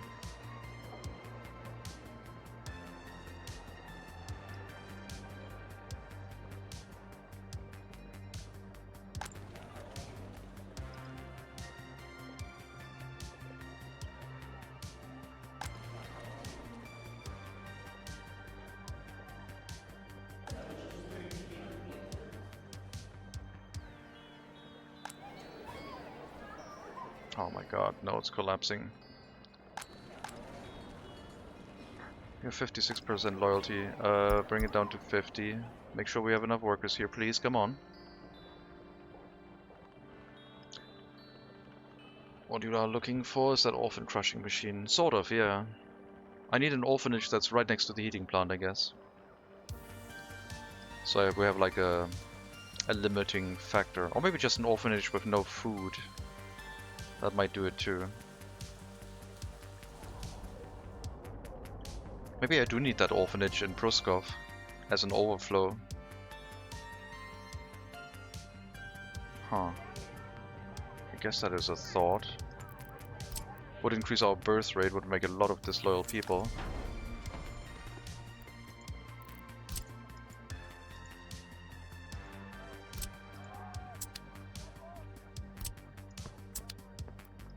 I'm trying to remember what happened last time I tried that.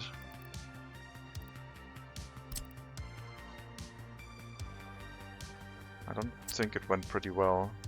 I had like 4 orphanages.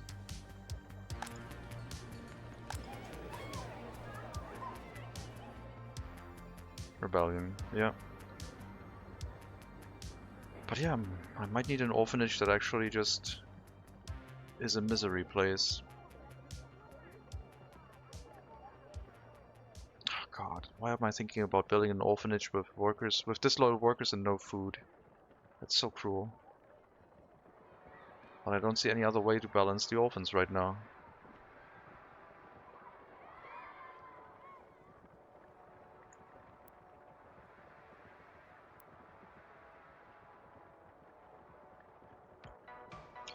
Like, what would there be if there was an orphanage right here, next to this lovely chimney, bellowing a bit of smoke?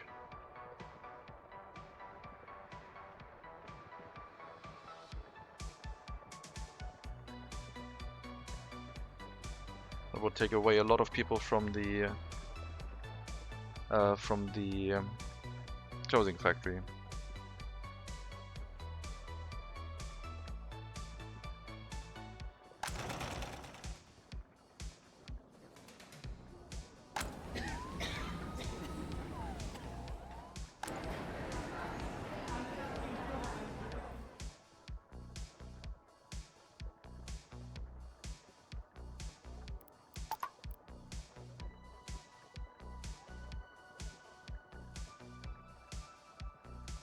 I can't help you with the House of Culture.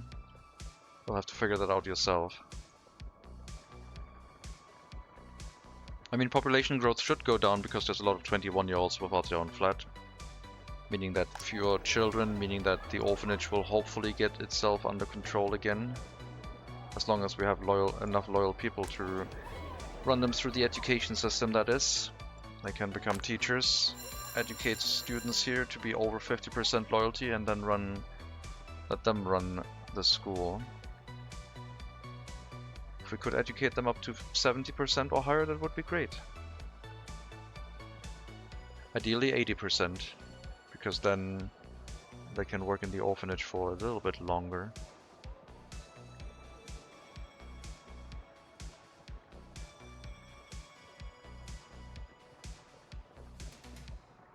So many students from Proskov.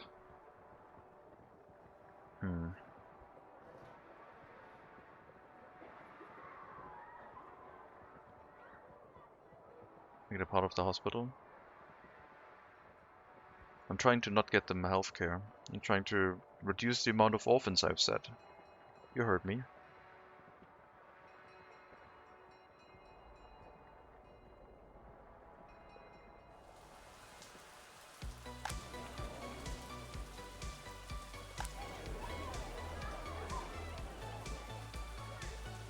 You have a university education 3 years before you grow up. You are at 100% loyalty with university education, just waiting to get released, hopefully into this building so you can work in the school. And then maybe the orphanage if it's overloaded in the school. But yeah, that's the ideal worker. 100% loyalty. No culture enjoyment whatsoever. But I'm sure they can figure that out when they get released. School hospital like John Hopkins. Ah, well, that is not part of the game by default now.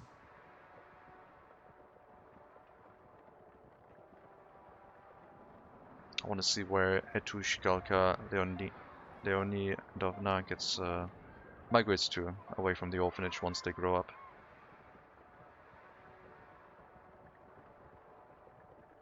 Should be anytime soon now. My prediction is this house, unless something goes really weird. I don't think I accept anywhere else people with super high loyalty. Like higher education and very high loyalty. I think you have to move in there, which is part of the plan.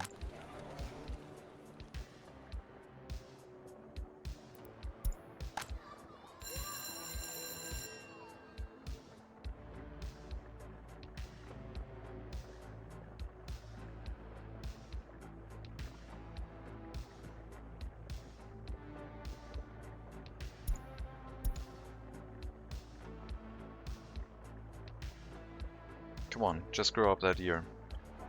I'll be fine. I'm not even going to school anymore anyway.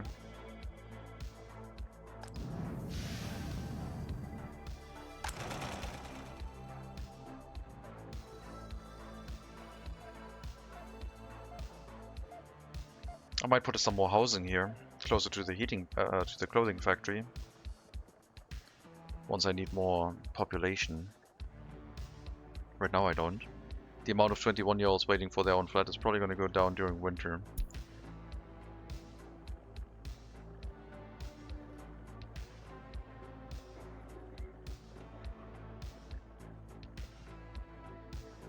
Okay, you've grown up. Best lady, flat 6, which is this one.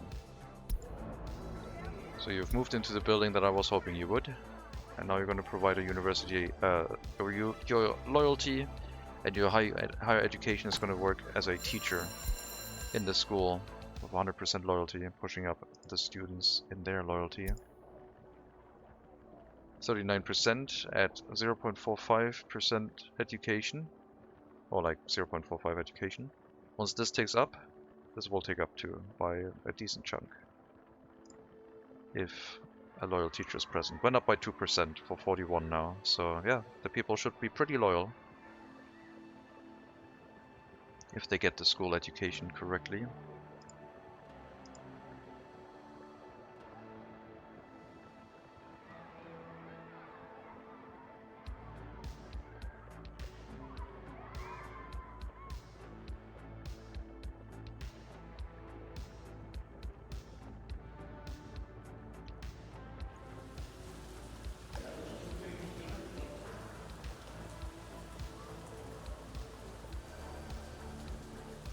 People of unknown loyalty showing up in the university again.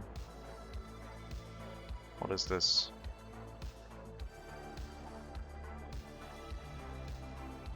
This shall not be.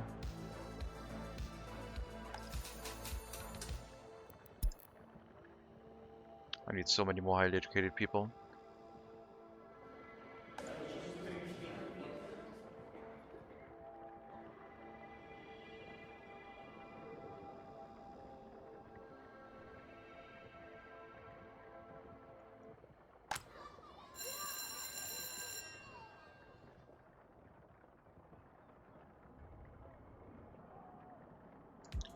But the secret police is also not working well in Proskov. We have a lot of students still with unknown loyalty. Apparently 6 workers is not a good number to keep like these houses under control.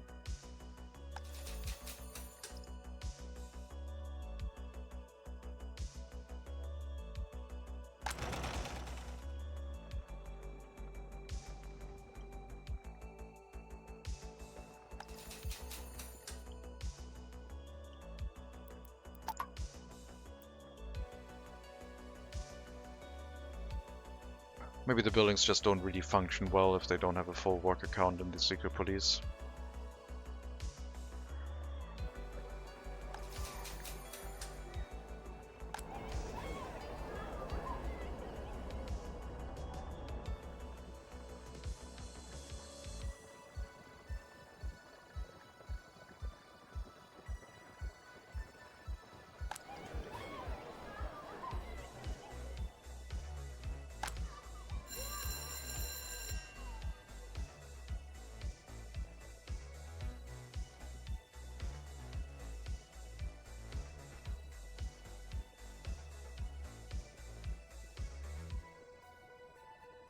Not sure if their loyalty will go down again, especially if they live in Proskov with disloyal parents. The loyalty might shrink again after they finish their school education.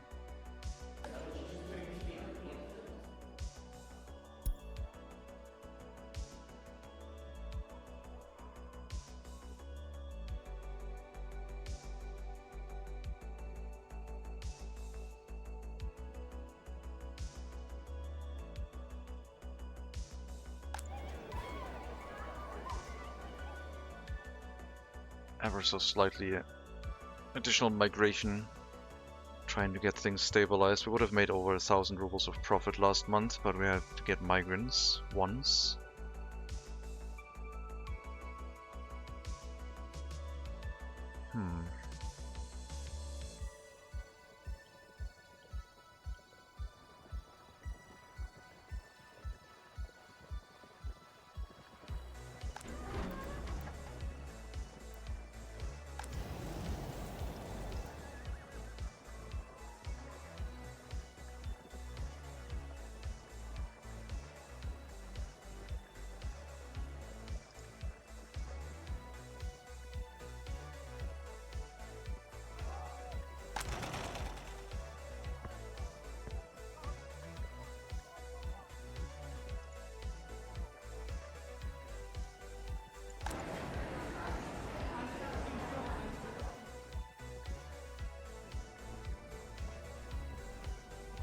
If they want to leave, they can leave. There's people lining up to live in this settlement.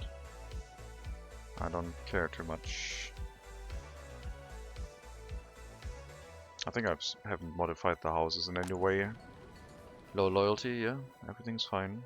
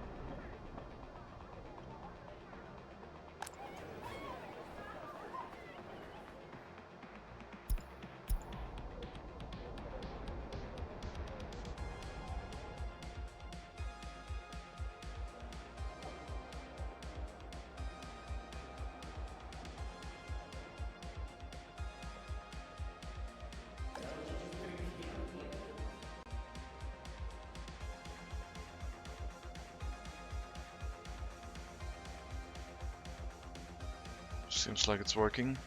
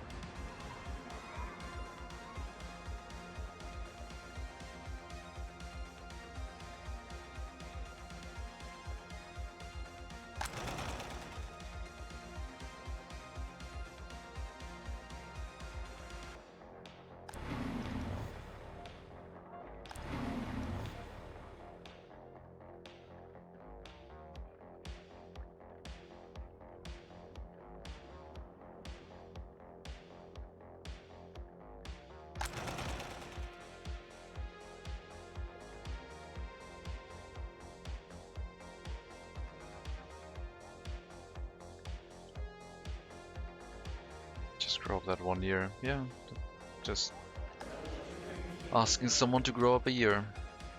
Immediately, on demand, why not?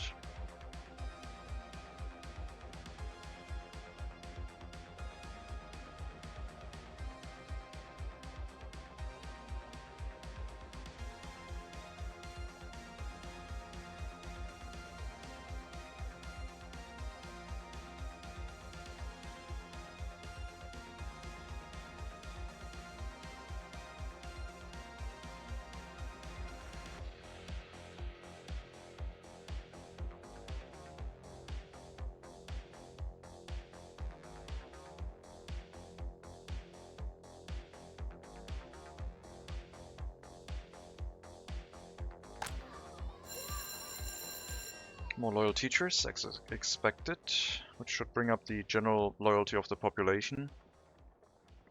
Means we might get more people trying to get a university education, which we'll have to limit to make sure that the party HQ doesn't get overwhelmed, but the rest can then work in the orphanages. If there's enough room for them to move into. Should be.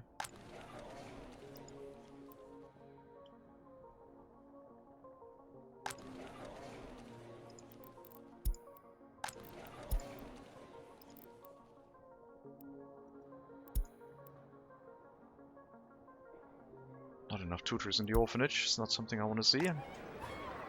Only a temporary hiccup. Hopefully. The amount of children is not too high.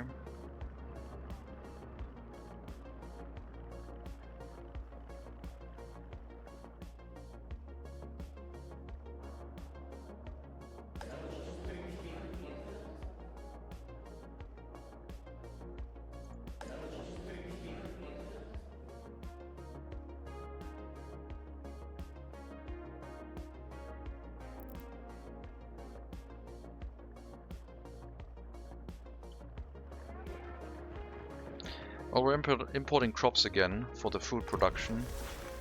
And we did have some unemployment, so I guess we can start that factory up again.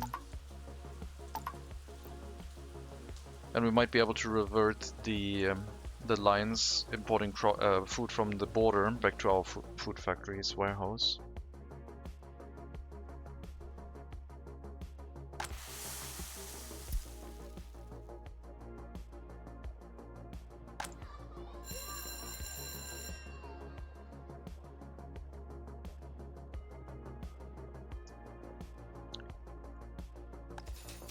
Secret police is not working.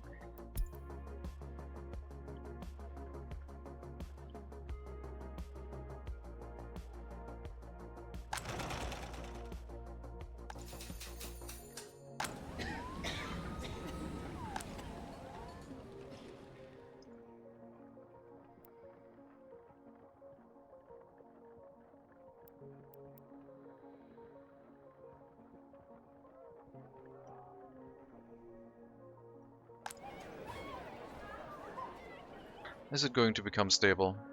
I think we'll still have to keep up with the occasional migration from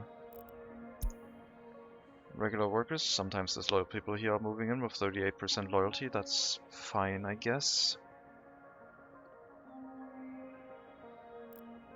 As long as the majority, I guess, is vetted, might be alright.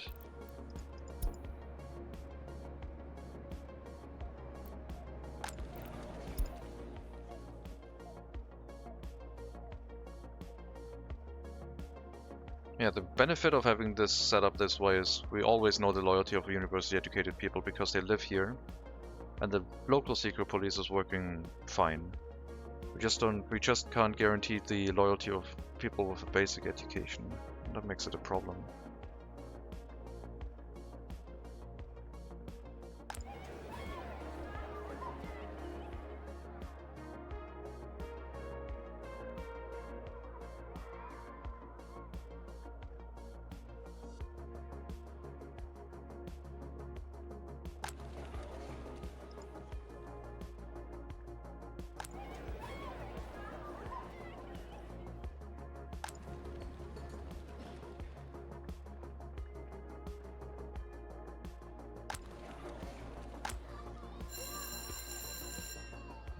teachers.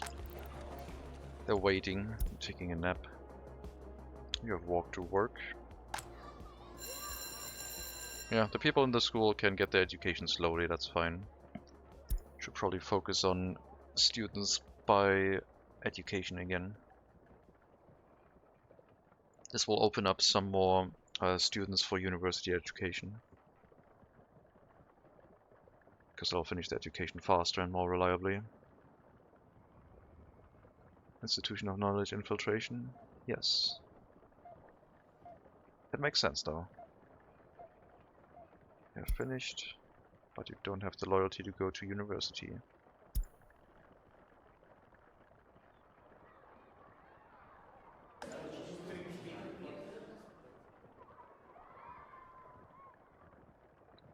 I'm gonna do some Ixian soundtrack to mix it up, because I like the soundtrack.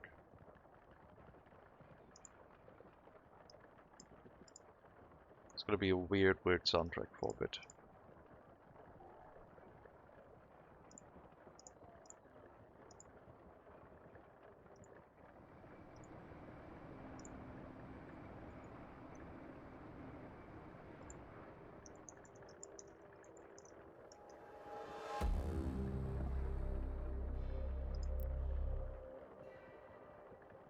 Well, it's a space game soundtrack, so but I need it right now.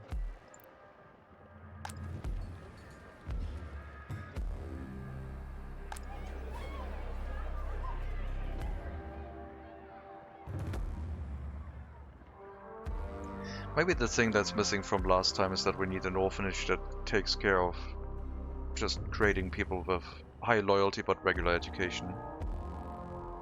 Orphans that don't get to go to university, even if they have high loyalty. So they would need a connection to the school, but not the university. Which is, in our setup, a little bit difficult.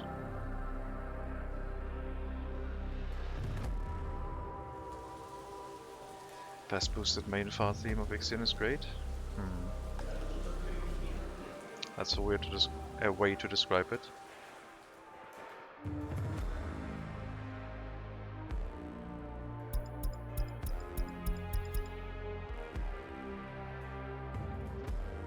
Can we demand 60% loyalty of our party officials working in here so that the loyalty of the students isn't negatively affected? Below the minimum loyalty for the students.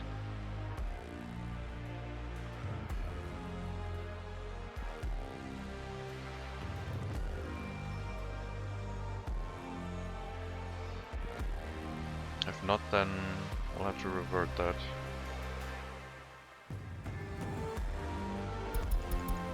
Looks like it. Try to describe it any other way without losing accuracy of description, I'll wait.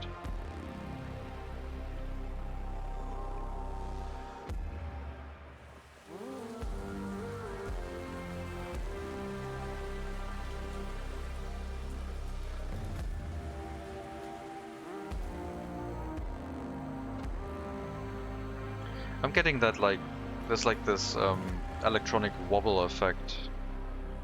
I don't know what it is called, but that's what I'm getting from it. Heavy emphasis on bass with the wobble, which you describe as farts, I guess.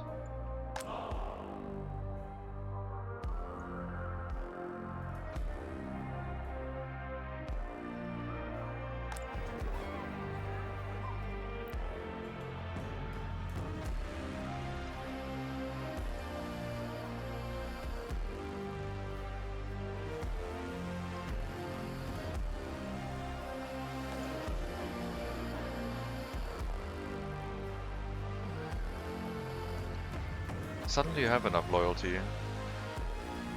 At least for some of them. Weird. All but in your general direction, sir. Good sir. That's what music is, yeah. Makes sense.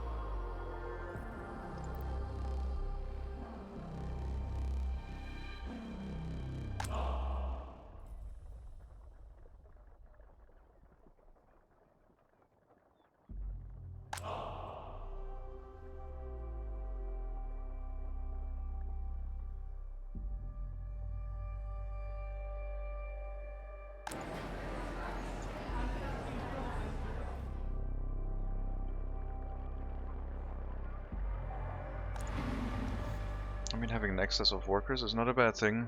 And the small children taking care of their parents not being able to work should only be in the other settlement, I believe. Yeah, kindergarten here is sufficient at its current level.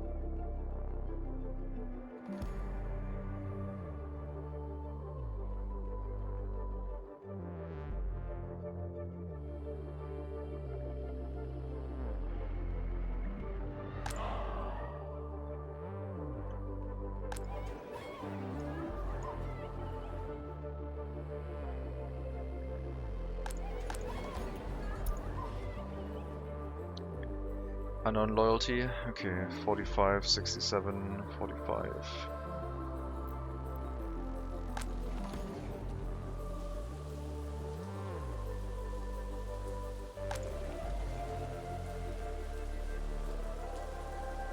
I need people with high loyalty. Come on, university, do your thing.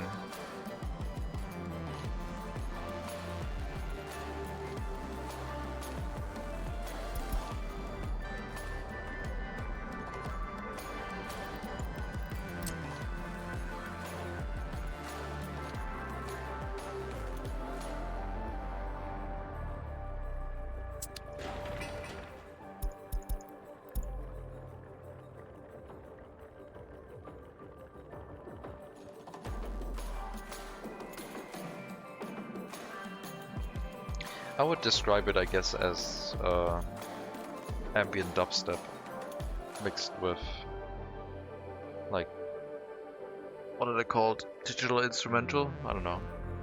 But like the farting noises are like digital dubstep, I would say. Not an ambient dubstep.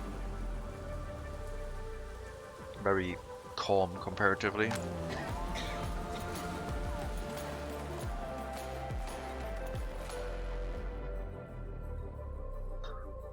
But I guess your description is very accurate. Trance dub? Maybe. I don't really have a lot of knowledge of dubstep, so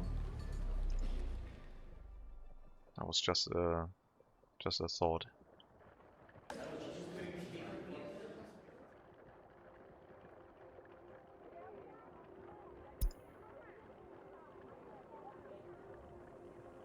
Get some people with 55% government loyalty, because if they drop in loyalty as they're getting their education before they move into houses, they might just move into the other settlement and take care of the secret police slash clinic over there.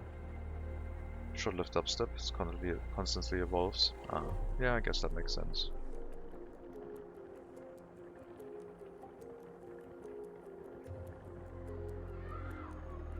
General population count is going down as people are not allowed to move in anywhere unless they present their loyalty certificate, I guess. Could cause some shortages in certain buildings, especially if the grocer undergoes maintenance. This would be a bit of a nightmare. I think I'm gonna build another grocer just to be more reliable, or maybe a food kiosk or two. No, I think for this settlement another grocer makes more sense.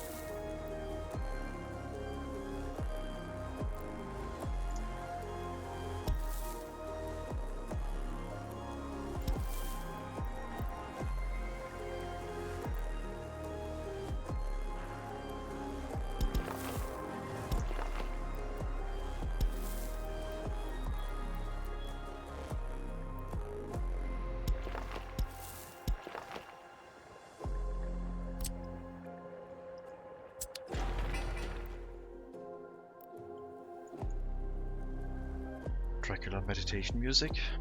That's a bit much.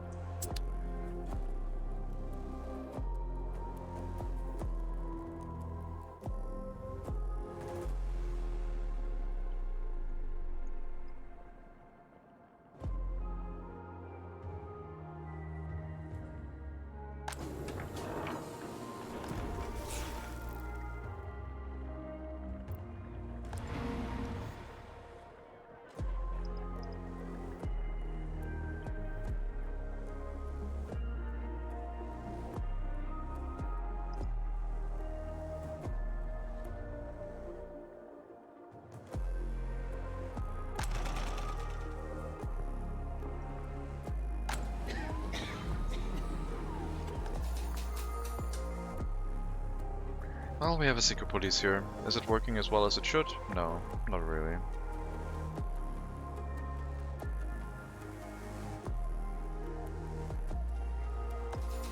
But that is mainly from the lack of highly educated people in the area, and the people arriving via horse carriage. Something that we're trying to fix by increasing the amount of workers who have a higher education, which is a slow process.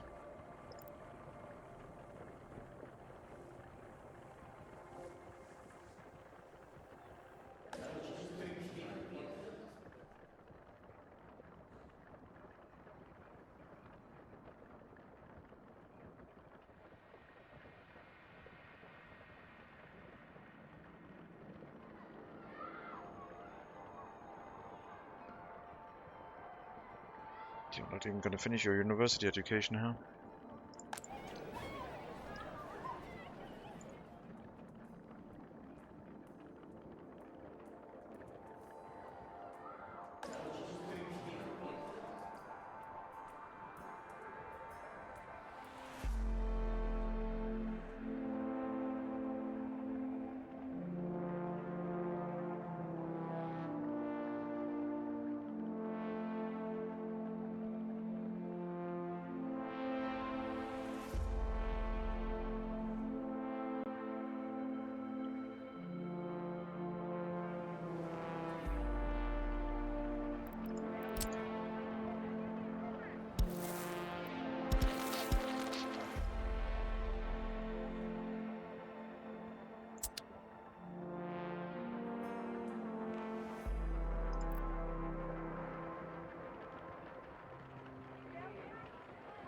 Well, apparently potatoes. Welcome. With the extra grocer, we'll hopefully make our food supply more robust. They can also alternate their maintenances on the buildings. I'm not too worried about the small clothing store, I guess. That one has enough capacity to just have a couple more people waiting in front of the store and still getting everyone through. But the grocers running into supply issues would be a larger problem. I want to run 2 buildings at 10 workers each, I guess, instead of 1 at 15. That'll give me a spare capacity of 50% that I can activate if I need it, and need to. Would be a lot safer.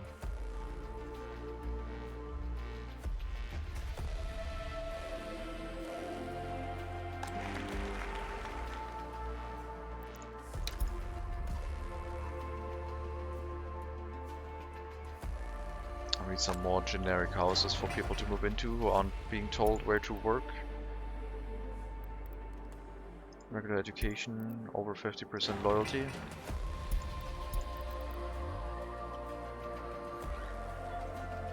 Get that started after the grocer is done.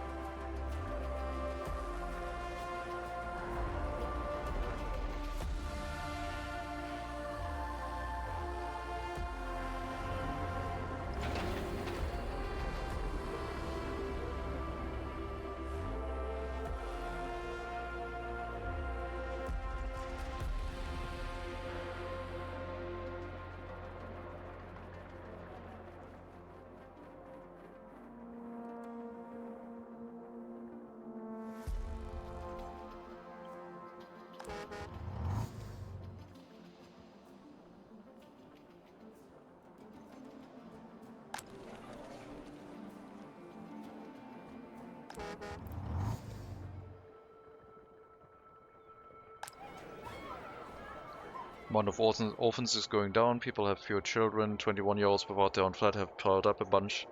This will at some point flip over back to the other side, unless we keep the 21-year-olds without their own flat quite high. And I don't mind that being the case, I think. Sure, the people in there will be very disloyal in that category, but at least our birth rate is going to be reduced, and the orphanage will be more efficient, working more efficiently for it.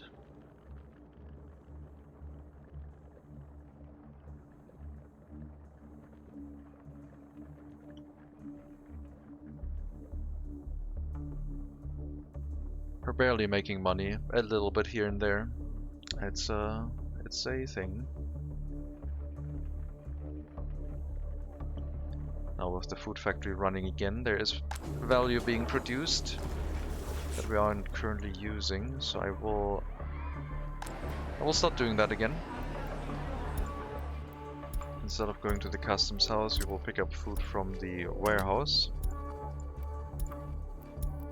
Waiting until loaded.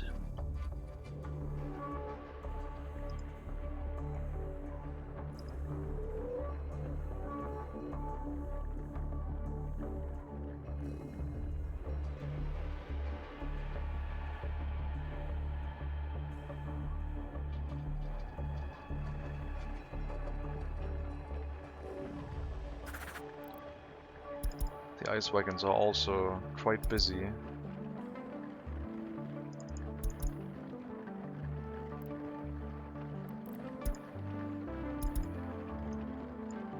But still able to keep up. Even if both of them are running right now. Meat does not seem to be an issue just yet. We'll probably have a horse carriage running meat to the grocers here in a loop to alleviate some of the stress on the distribution office.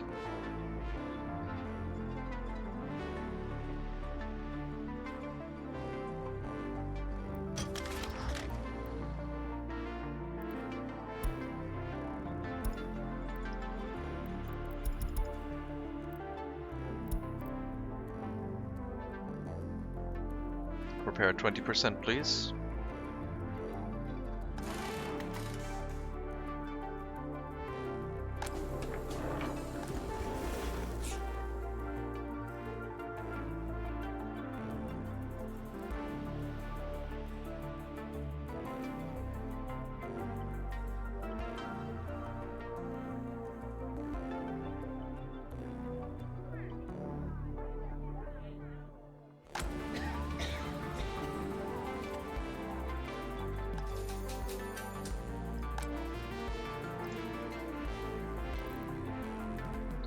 I could allow high loyalty to also move in here, but I think it would be a waste.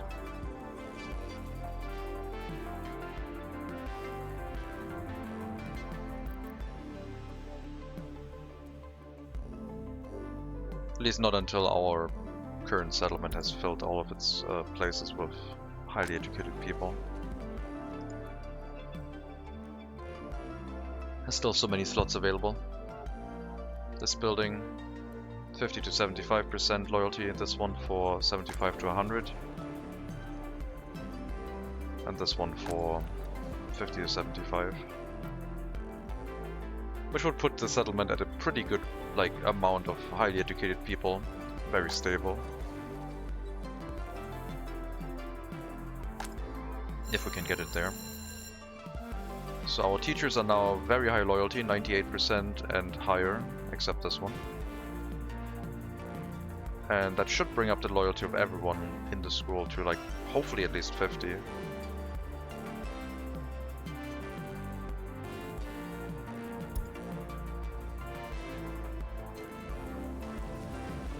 $57, and you still have some time to go through the education, so yeah. Enjoy. Very loyal teachers. Which are then allowed to move into houses like these. And this one.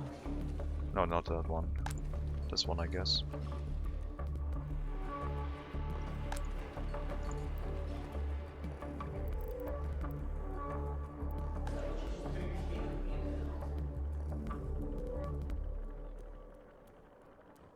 We need to catch up with the amount of highly educated citizens so that the party HQ also gets enough highly educated people. We had less than 120 before, we're down to 110.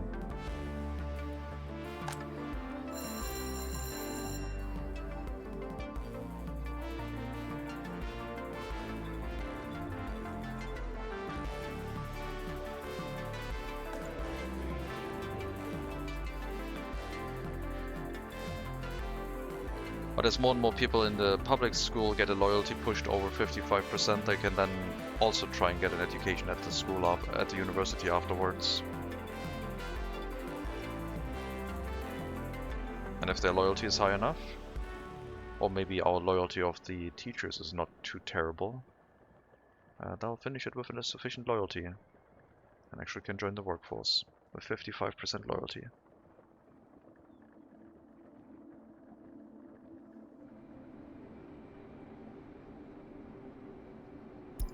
Yeah, you're like, you barely graduated school with enough loyalty, and now you're slowly trundling through the university education whenever you're apparently allowed into the building when someone doesn't check your loyalty. With 50% loyalty, you shouldn't really be able to get a university education, I guess.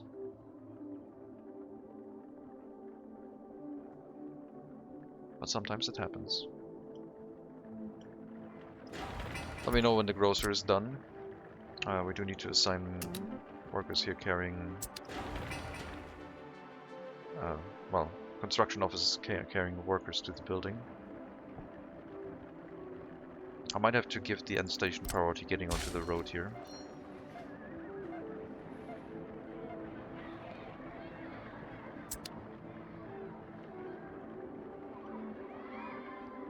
It's only a vehicle every now and then, but it does need to leave earlier than the vehicles from town. It needs to have higher priority.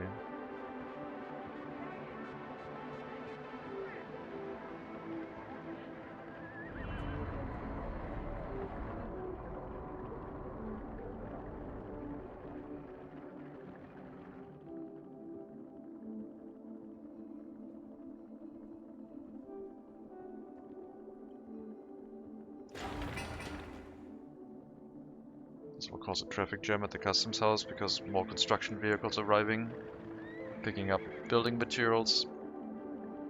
But I can't help that. Gotta be done.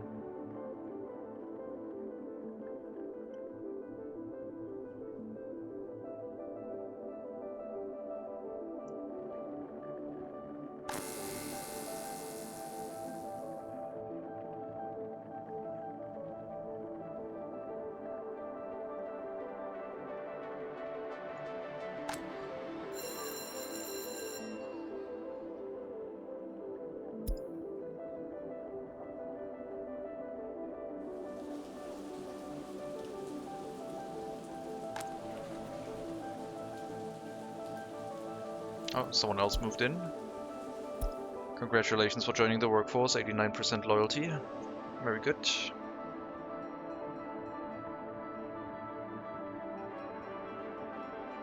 No culture enjoyment. Please visit the theater whenever you want.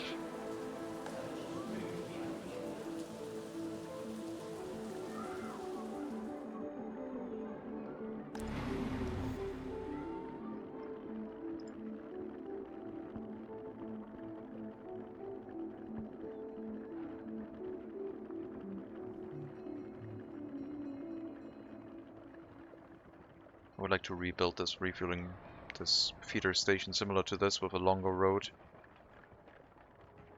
I think it's safer. This short road leading into a junction is not great.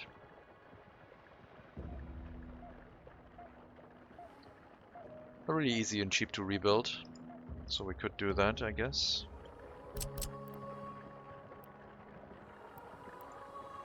Maybe facing this way, because we already have a feeder here. We have a feeder in that settlement.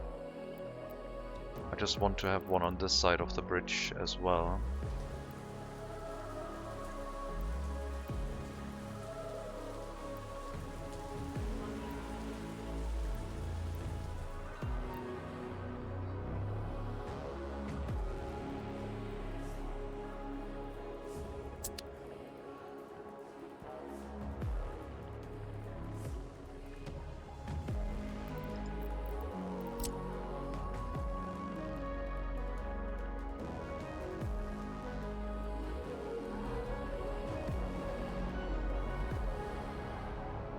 I wonder...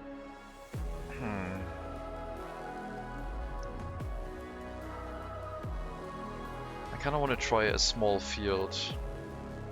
Bringing crops directly into a feeder.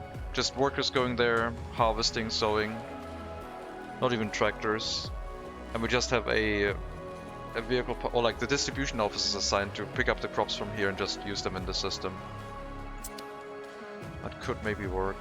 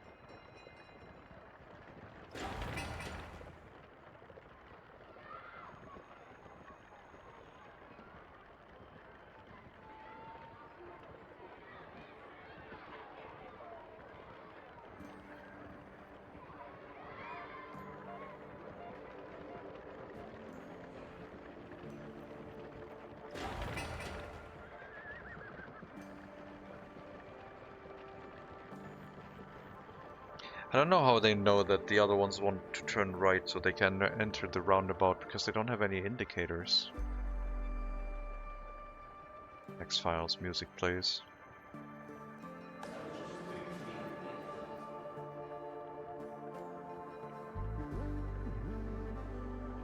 But yeah, with the secret police and the loyalty for most educated citizens only research, we should be able to now also catch the children from these people, the highly educated people with like over 75% loyalty. They should be able to get a school education and then university education, no problem. So at some point we'll have like children in here with very high loyalty probably. Or maybe children start with no government loyalty and the parents are pushing that up first. Haven't done the testing on that. Okay, we're back up to 113. Highly educated workers. Fourth line in the statistic. Third black line, I guess. Seems like the number's going up, which is good. Orphanage is doing alright. We got an overflow of 21-year-olds without their own flat. That's fine too. Not too many children being born. The loyalty in here could be slightly higher. I'm gonna try and go for 55%. Gotta be really careful with this though. As soon as we have insufficient tutors, it's just gonna collapse. So yeah, having it at 55 instead of 50 is like also a little bit of a safety buffer, if we can manage it. Because then in case like we don't have enough workers, we can drop it to 50. And it'll be okay at that point. Are you gonna get enough workers or are you not?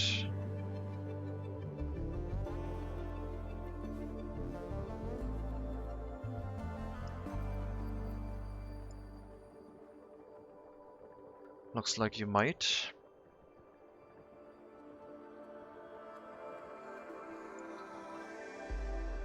You Horizon lover. Horizon? What Horizon?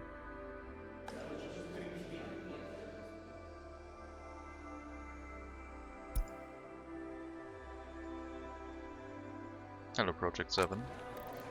Welcome.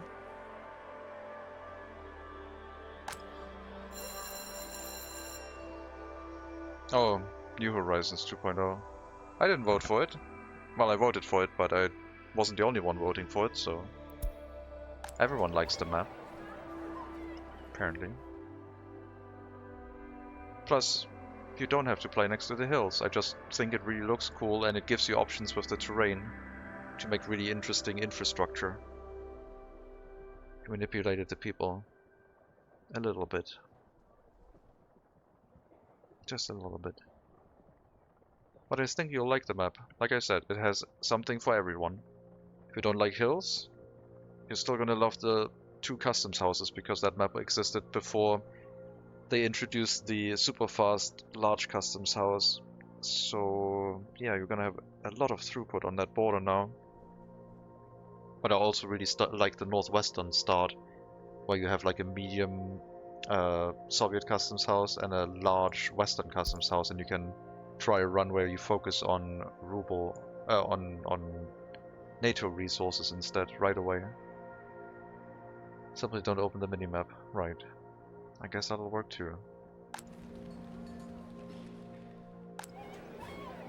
Looks like we can't run 55% loyalty in here. They're not bringing enough workers in. Hasn't stabilized enough yet. Population count looks alright. I'm still micromanaging the loyalty in my republic. But yeah, we're approaching October. I'm gonna start the vote, and I'm gonna do the vote in December, I guess. Months take long. Yeah.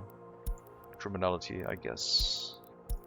We're technically in 1919. 7% here.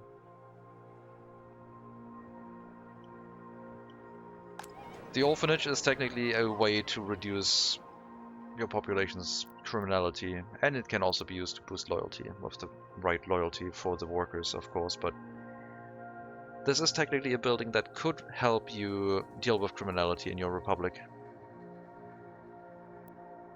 I think. Because the orphans should be released without criminality. So instead of a police and a courthouse and a prison, maybe you can just eat the loyalty hit and build an orphanage. And then later on think about maybe using it as a loyalty boosting measure. But the loyalty boosting measure is not easy.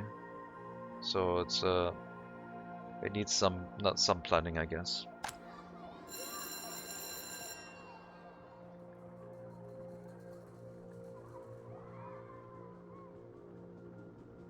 Otherwise you'll spend like 400,000 rubles just on continuously getting migrants to try and get it running.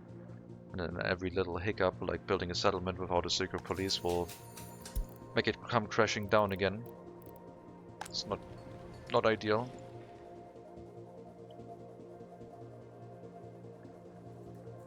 Building a second grocer. Maybe extending our housing by 2 more houses. Just want to get the food supply reliable. If this building undergoes maintenance, we would be facing a bit of a catastrophe with food supply. It's already quite close to its limit. And then I'm gonna run both grocers at 10 workers. To just have like a little bit of a safety buffer, I guess.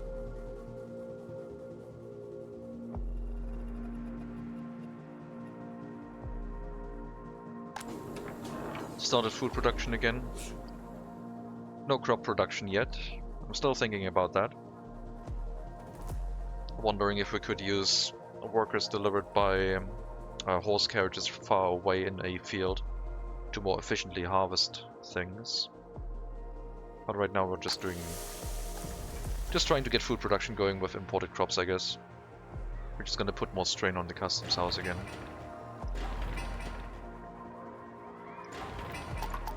Just open up the workers here, we don't need to bring them by horse carriage, it's fine.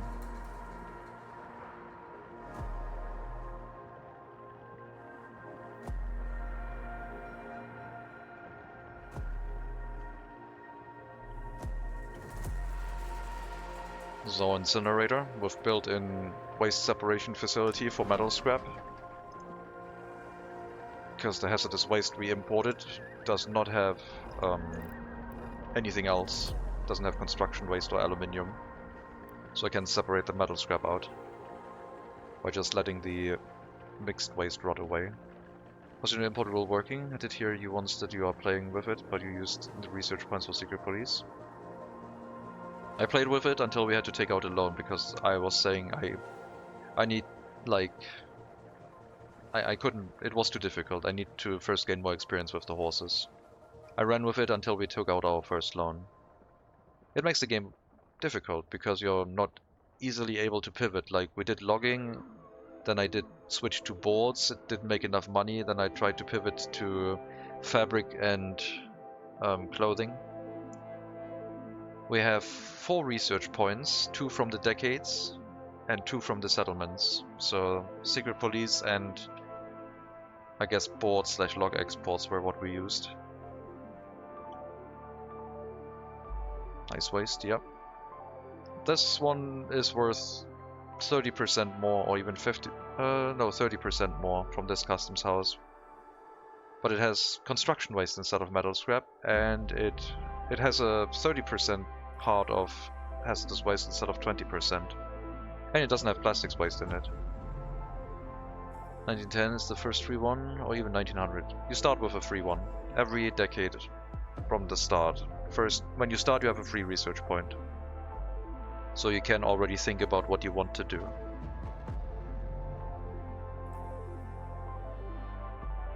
So you're like flexible like that because yeah, you could in theory, what we tried to do was run the university with foreign workers to do the research before we move people in. But I got them then anyway. But yeah, we have a research point to start with before the first settlement comes online.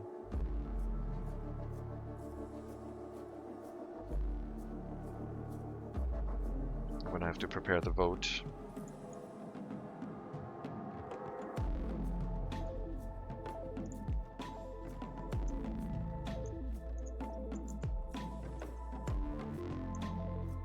So, do we reset to 1900 again? 1 vote for everyone. It's not gonna start yet. We'll trigger that at the end of November.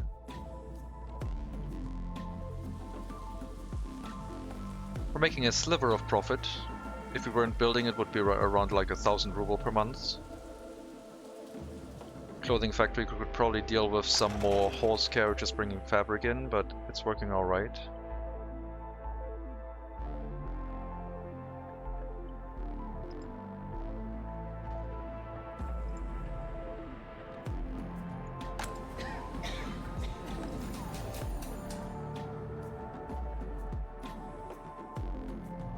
And the more highly educated workers we get in our other settlement, the more efficient this will also run. Because the secret police here is not running very well.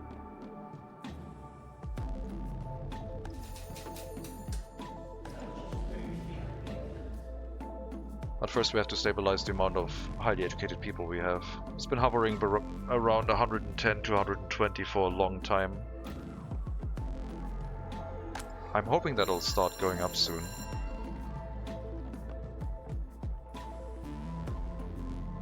Orphanage, sure. 10% loyalty, not ideal. Beautiful bridge. Hello, Scott. Thank you. This was built with the plan in mind to have train tracks going underneath. I hope they're not going to be too low down and the train is going to clip into the bridge, but I also don't want to rebuild it. I can place the train tracks underneath, so it'll probably be fine. Hopefully.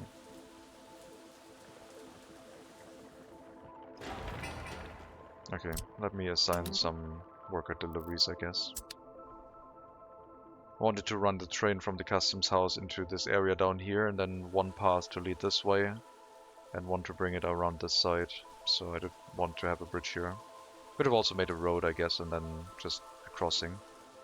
But this was supposed to be like a focal point of the settlement. And now we have an incinerator here, and there's not going to be any settlement on this side. But I guess it's the edge of the settlement, so it'll still count. Still want to build the heating plant, which would then be supplied by a train. Captain General Commander Brightword, Hell Barbados Blackbelly. More titles for me, I see. Unacceptable. When you plan on build a train, first track builder becomes available 1919. If we don't reset the time again to 1900, then we could think about where and when to build our rail construction office. Because the flipped customs house just has way too little throughput. Trains would be very helpful. This is really, really slow. I had to rebuild it manually because it was bugged on the Poland map. But flipped, it is still low throughput. Because they drive around the outside first before they go to the loading stations. They'll only send more vehicles in once they have arrived at the loading station. Thankfully there's not a lot of construction workers construction vehicles going to the customs house right now, so the traffic jam is somewhat minimized. But once the groundwork of the grocer is done, it'll become noticeable again. Professor Dr. Captain General Commander, can we shorten that to PDCGC? PDCCG maybe. PDCCG. No, I'm not taking any more titles. Thank you.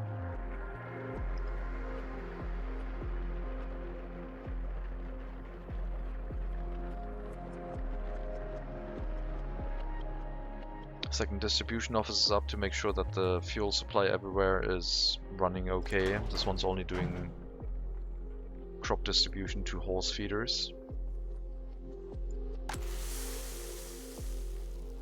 It should also do the crop distribution to the grain silo, I guess. That one it could do to like 10%. And then this one could stop doing that, I guess. And focus on areas of like food delivery. Can we get a pool? No. I don't think so. I would build an indoor pool at some point, but I assume you mean like an outdoor pool. Indoor pool could be a possibility, yes.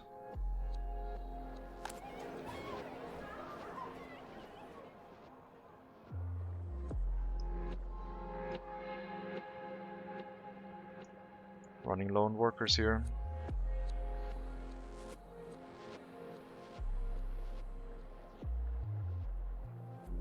Okay, it's better. As long as the warning isn't triggering, it should be alright.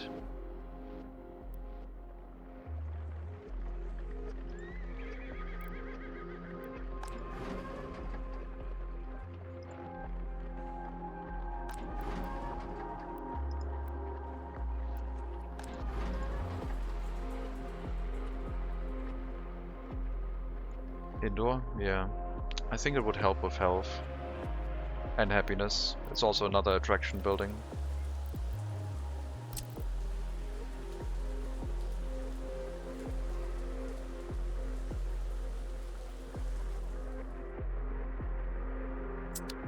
Could probably help the Republic.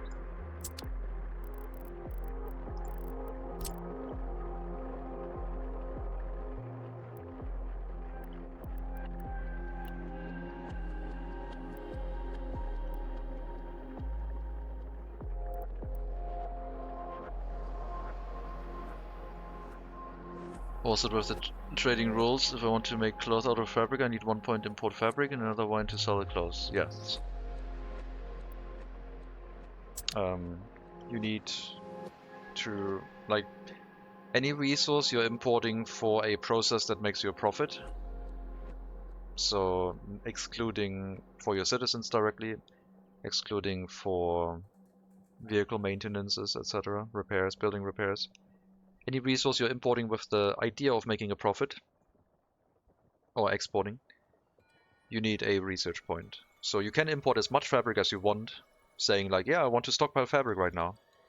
And then say, okay, now this year I start producing out of this fabric, but I also stop importing it. Then technically you wouldn't need a research point for that year. So you could run through that saved stockpiled resource and only spend the research point on exporting clothing, but then any further import of fabric would require a research point. Because fabric then is tied to for profit, even if it gets imported for like vehicle production, I would say. And the main thing is like to not switch your, you're not easily able to switch your trade routes. So if you spend a research point on exporting wood, but you want to switch it to exporting lumber, like boards, you want to use the same research point, you can modify your trade route, but only one of three things. You can change the direction, import to export, or vice versa. You can change the resource, so you can change it from importing wood to importing crops. Or you can change the border, so from east to west, but not change the import, export, or resource. You can do one change each year, but you can only do that if you have not imported, used the trade route in the previous year. So if you go to last year and check for resource, like whatever, you wanted to change the board trade route, but you were still exporting it, it must not show up here as a resource from January 1st to 31st of December. So the last year, because this is easier to check. If you just click this, does it show up? Yeah. You don't go manually to your date to manually the date right now. I'm just saying the last year. And then you can change it. You can redistribute points each year, a year after the next year. So if I were exporting boards right now and I wanted to change it, I must not export any boards for all of 1910, so next year, and then I can change the the route in 1911. But only one of the three things. I can only change either the resource, the direction, or the border. So I could change it from board exports to clothing exports, for example. I couldn't change like from board exports to fabric imports, because that would modify the trade route by 2 things. So you're more rigidly locked into your trade routes, which makes your economy not be able to shift as easily based on demands. You're more encouraged to plan your direction through problems. Makes it more difficult to adapt to circumstances. And it also has that 1-year timer, where you may not use the trade route before you change it, which is a difficulty thing. Like, you could also leave that away, but I think it just is there to make the economy more rigid. Otherwise, you could just say, okay, this year this wasn't profitable anymore. I'm going to wait until January 1st and then I'm going to change it. Then the trade deals don't really mean as much, other than that they limit your import-export a little bit. So yeah, if you want to use those, they are part of the rules, I guess, on the workshop, but they will make the economy feel really, really slow and cumbersome.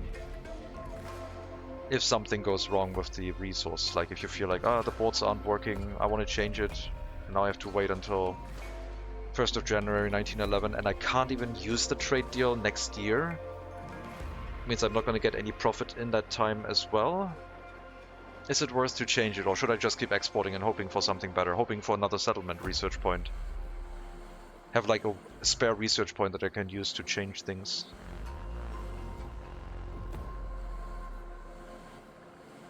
So you'll have to invest into trade deals. Raw materials, for example. And if you wanted to make food for profit with imported and exported materials only, you would have to import crops, and you would have to import water and or chemicals, because the water resource also counts if it gets used in the production process, not for your population, not for the workers, but water is used for production. So that encourages you to think about the idea, I could produce alcohol with just a water well at 95% quality and don't need chemicals or water imports, or maybe even meat production because it runs at 93% quality, but then the people might get a little bit polluted from that water because they would also be drinking that.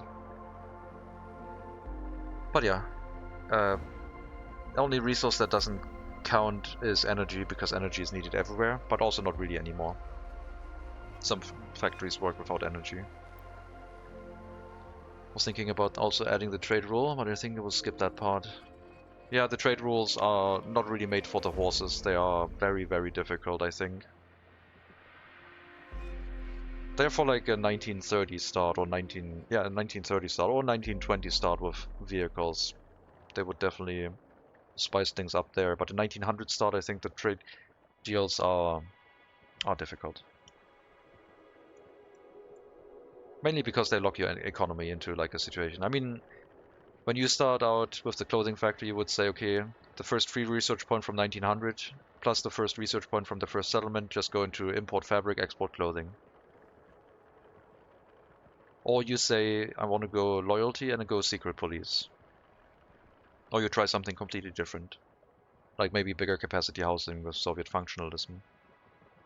So you would have to like give a guidance of direction. It's not just, do I want to research X while being freely able to do clothing export. No, now the production plus the import-export for profit also makes a choice. Also, you have the rules with your loans by the community, which is maybe a bit much, together with the trade deals, because you will probably go into debt.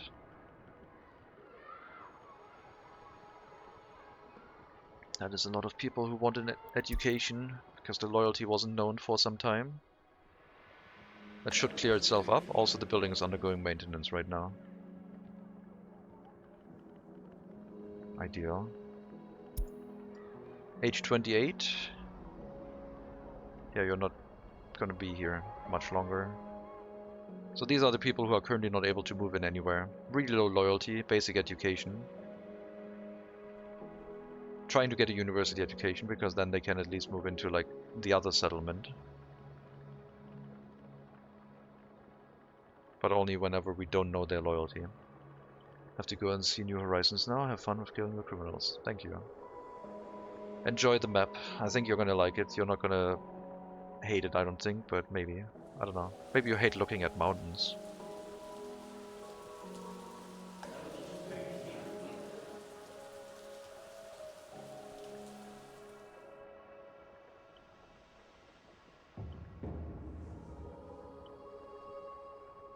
We're doing other construction right now.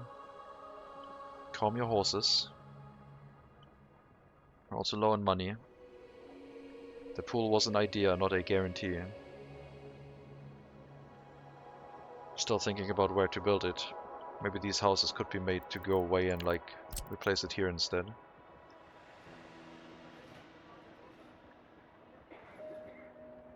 And then we have more houses on this side, because the heating plant's gonna move at some point. Because if we build the pool here, the people can't really walk to it. From that side, they would have to go to the bus stop first. But here it would be fairly central.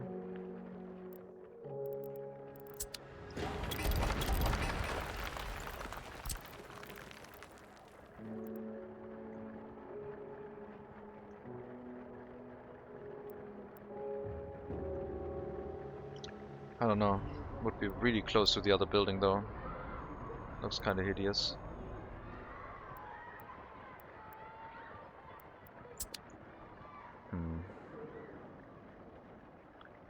We will be revolting against these stingy bankers soon, hopefully. Okay, 23 orphans is not too bad. I hope a lot of them are going to finish their education soon. Need more room in here. Loyalty is not going up as much as it used to. Because apparently we're getting disloyal people in the orphanage now, because the secret police isn't doing its thing anymore here.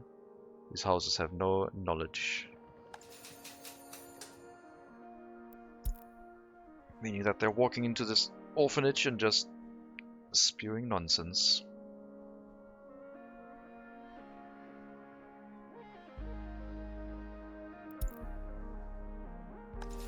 What's going on with the secret police? Do your job. Can't be having disloyal people. Grocer is done.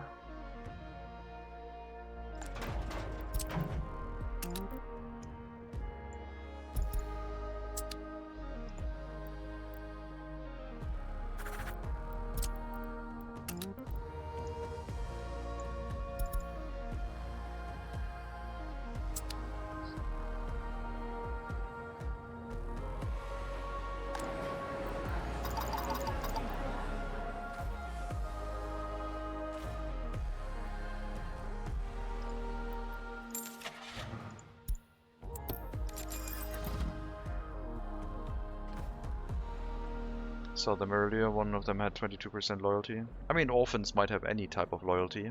If we get an orphan from Pruskov, they might arrive here with 0% loyalty. They just need to be helped. Also, this building needs construction, so during that time loyalty will be reduced, I guess.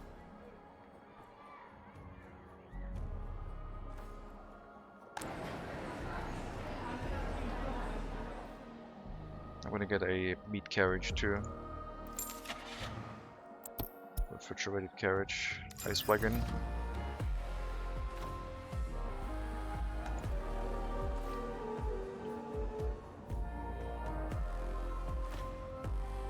Building not the orphan? Oh. Well, 22% is not that bad. We're repairing at 40.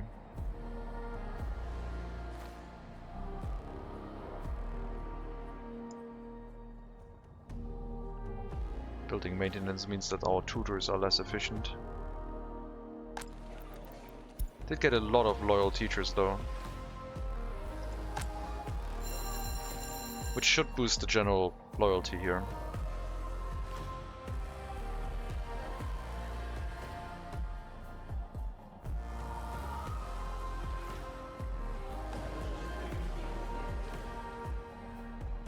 Down to 105 highly educated workers, so we dropped another 10. Not ideal. Any rules for this playthrough? We started with trade deals and low tech, but dropped trade deals as soon as we took on loans because I don't want to run to end in misery. I have to be more flexible with my economy right now, based on supply and demand. Have you given people personal horses? I have not given people personal horses, no. We're gonna have some angry teachers soon. No, the teachers are fine. They're working. They're doing their thing. Anger helps warm the body. That's just a different. That's just a nice way to put like the witch hunt, I guess.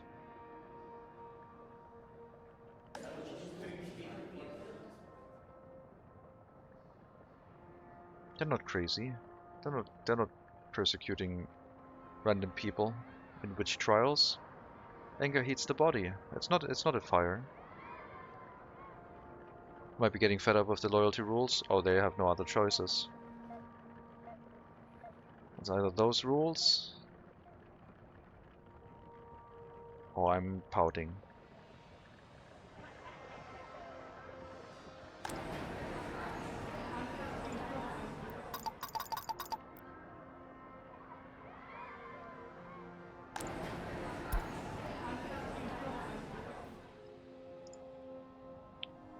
So you import meat, drop it off in grocer number 1, drop it off in grocer number 2, and just run that route. Not the small, so that's the wrong building. Just run this route, distribute some meat, alleviate the stress of the distribution office a bit, and you'll do a transport route of food to the other grocer. Maybe we should just run the other route and do line balancing, but I don't know. Could do that, I guess. Going back to Carl Casey. Ixion soundtrack is gone. Carl Casey is back on the menu. I guess for now, just do this route. Wait until unloaded.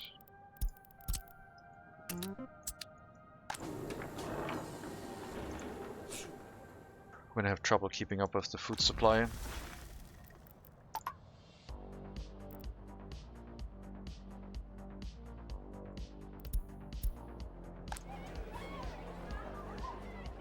Building maintenance is hopefully almost done.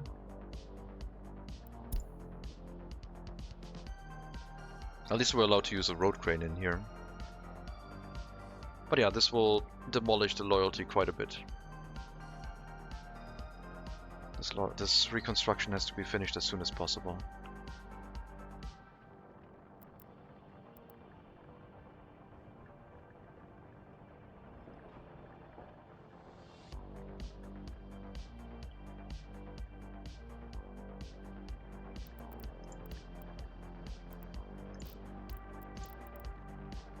And now that I guess most constructions are done, we're not going to do the sports hall, I don't think.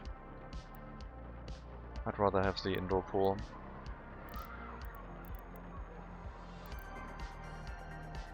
It's cheaper to build, requires more workers though. But I think in our situation, this is the better choice. I mean, we don't have that many people, but we do have workers.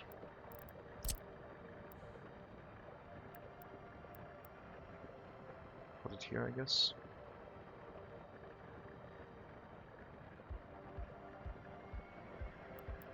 Heating tank capacity of 4 cubic meters, no problem.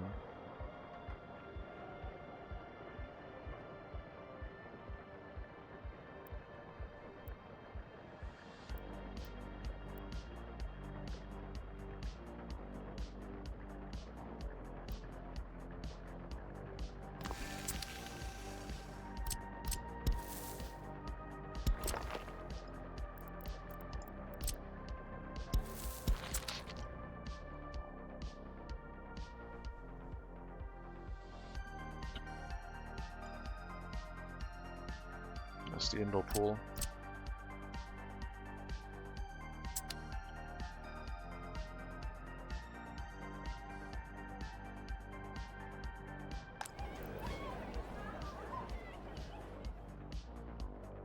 More tutors, please. Have to get some migrants again. Loyalty here has dropped below 40, like 244% on average. They're really quickly on dropping their loyalty. Maybe the missing sports facility is one of the reasons. And we should also take out another loan.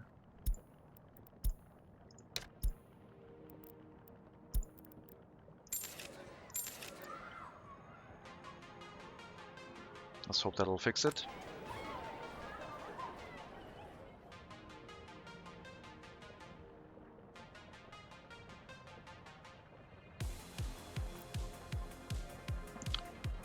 $8,800 rubles to try and stabilize the loyalty.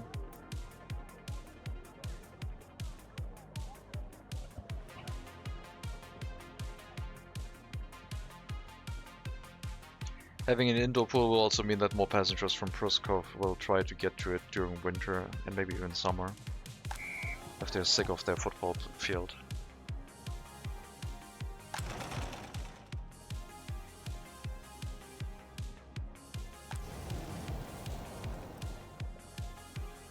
Any building we add increases the amount of expenses we have. But I'm still a firm believer of the loyalty. Oh, it's December. I need to start the vote. Alright everyone. We are starting the vote on if we want to reset back to 1900, which will lock us into horse carriages for another 10 years. Means if people vote yes for this, then there's not going to be any trains or trucks anytime soon. Trucks can start in 1912, trains in 1919. But if people want to see more horses, and no industrialization guaranteed, then we would have to reset back to 1900. So you have the choice if you want to vote for 1 or 2, yes or no. Do we reset back to 1900, yes or no? We would do that on the 1st of January 1910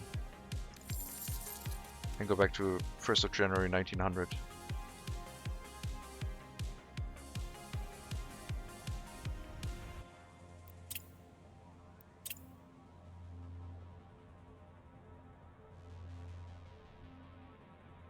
Why is this an option? Because I like to suffer, and maybe people want to try and see like a settlement that only functions with horses. We've already done this once before. Technically it's already 1920, but we've already pulled back the time back to 1900 once. Just to like experience horse carriages more. But we have postponed industrialization because of it. What's the fuel price like? Fuel price is pretty high.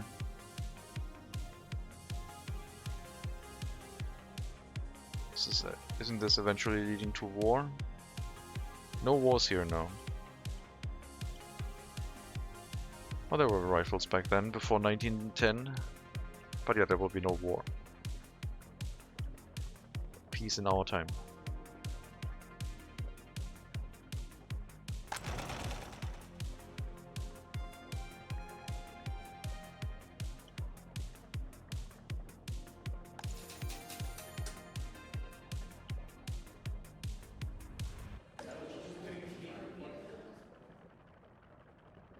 So many students in here with insufficient loyalty. Everybody voted no anyway. Yeah, it was different in the previous vote, but maybe people are getting sick of horses. I'm also looking forward to some technological progress and maybe getting access to trains. Because then we could think about an actual logging camp that runs productively. I don't know if wood is actually worth an export good right now. It is not, no. Wood for us is really, really bad. Not worth it.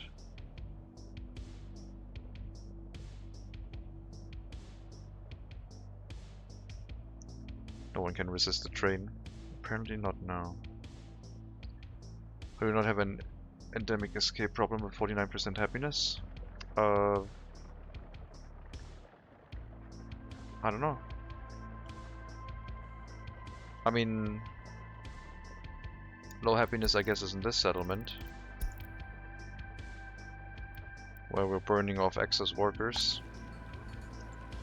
It's not creating enough pollution right now, I guess. And this is, well, it's also pretty unhappy, but I'm trying to bring the loyalty up. And I did have to get some migrants, but not because we were running out of people, mainly because we were running out of loyalty. I'm trying to get a positive loyalty spiral going. Now we're getting too many orphans, which is not going to help. But then again, we're going to get some loyal students from former orphans who will send their children to through the education system. So we have here a 3-year-old with 98% loyalty from a former orphan. They will go through school, they will go through university, and then hopefully join the system in generating more loyalty. Is there language barriers? I don't think so. Don't they have steam trains? They do, but I don't have any mods, so I don't have any. The first one shows up in 1912, but the first track builder we can get is in 1919. Less than a week now in-game to vote. Seems pretty pretty clear that we are going to progress normally.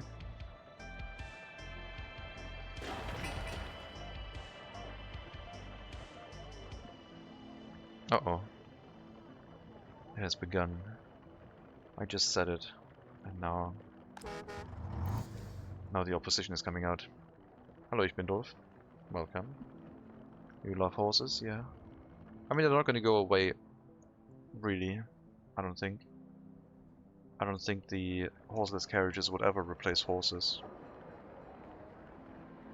Here, construction vehicles showing up and traffic jam at the border. Letting vehicles in, 5 at a time, and then they have to take the long route.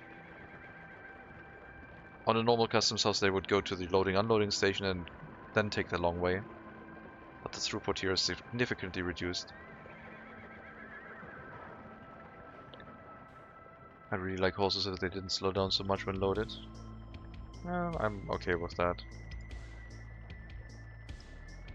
Don't have a huge problem with that. My main issue is the...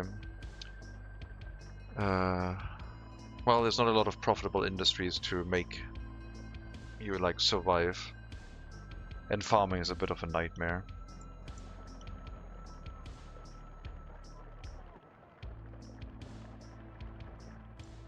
But yeah, I guess I'm spending a lot of effort on trying to boost our loyalty up.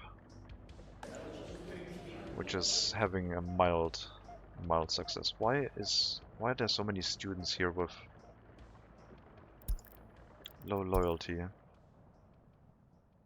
Oh, I know, because I opened up these houses again.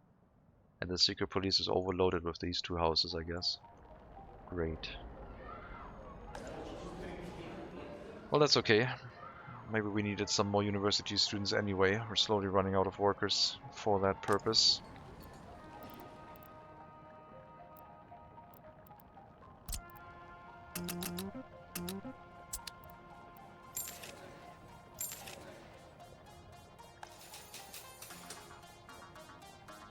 Our Stitcher, another vote for yes.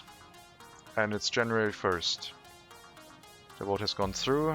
Majority, 6 people have voted no, 2 people have voted yes. So we're not resetting the time. we will be doing the vote again in 1920, I guess. So now we can plan for trains, I guess, but not yet.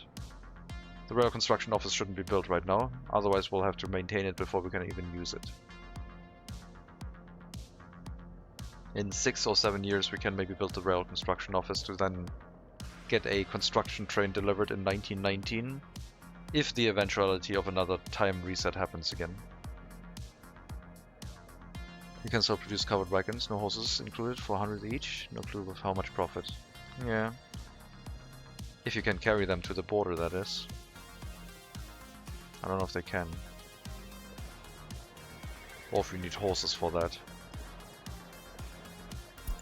Because these things can't carry anything, so wouldn't really be able to carry finished horse carts. Plant some trees? We already have a bunch of trees. Oh, you mean like in the city, in the town, village? I don't know about that.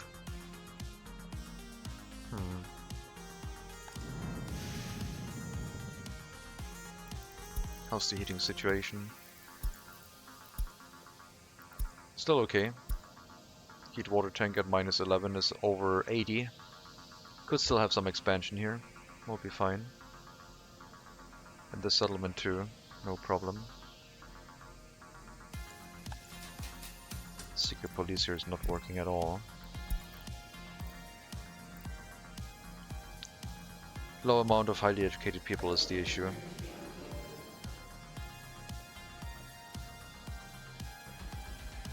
Just pointed out why I have stopped investigating the industry.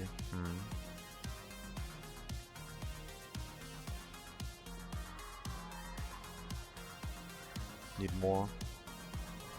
We're not chopping anything down here other than for production purposes. This is mainly a waste of money. Until we can hook up a train to it.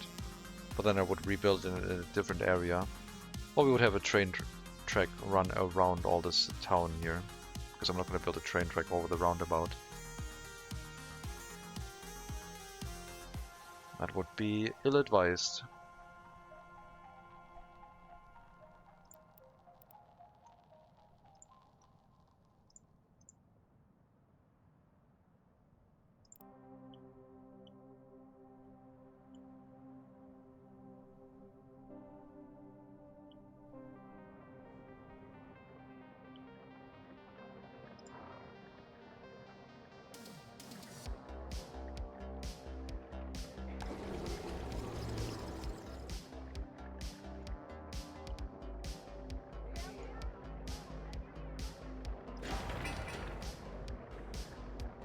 Groundworks for the indoor pool. Then the construction of the building should take less time because we can use a machinery to a mechanism to help with the building. But yeah, paving 250 work days will require 250 workers at the very least. We're gonna build train track without wood. We can import the resource. I don't have any steel that I could make. I would have to import steel anyway. We can buy all the resources from the border.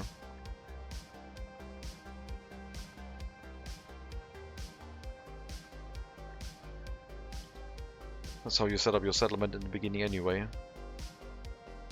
Since with nothing in the settlement, nothing produces anything.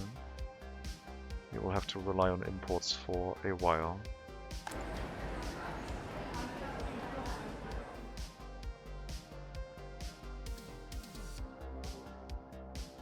Come on, orphans, go down in numbers. I want my loyalty back.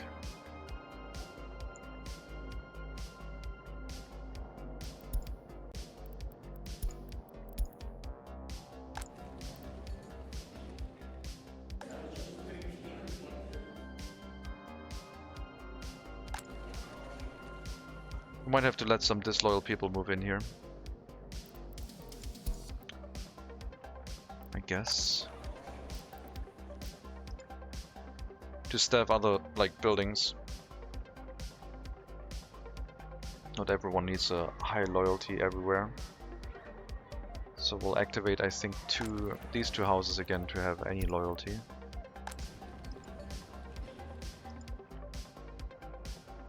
People here are being churned through. 60 years life expectancy is fairly low. Next to the heating plant, lower than that. I don't have a loyalty setting, so I guess people with unknown loyalty are allowed to move in. No, not really. I did move these people in manually from this building to make room for new migrants to run the orphanage for us. They're struggling, but it's currently still running. Barely.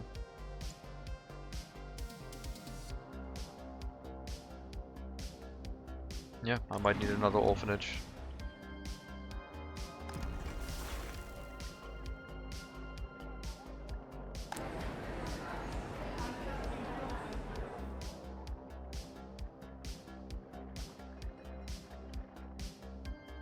But the orphanage should then not be able to get to the university.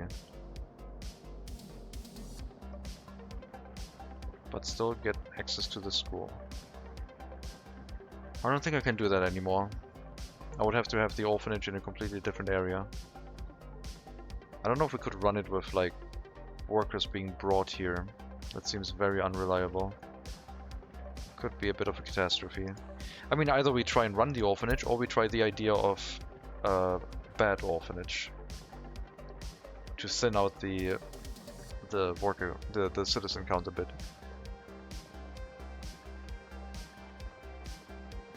No. Well, I don't see any other way. There's too many orphans right now. And I can't say we limit the amount of orphans here, they just take everyone. They're way too charitable.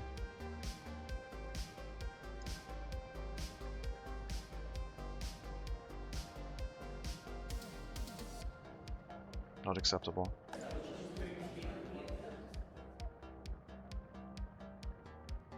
Come on, more students through the education, please.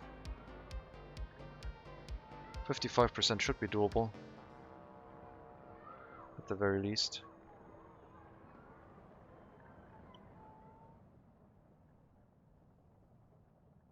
Can't believe we're in 1910. Completely fresh year. Statistics are not messed up anymore. I mean, for last year they are. There's 2 decades worth, for last decade I mean, there's 2 decades worth of imports and exports shrunk onto the same decade. Not for this one, from now on it'll be clean. We can see our messed up statistics again. Maybe once the indoor pool is built, it'll help keep people more loyal and more happy. Sports enjoyment hovering around only 73%. Could be improved a lot. Although the indoor pool would also help with healthcare, I guess. Keeping people fit also makes them healthier. And I don't know if I want that here.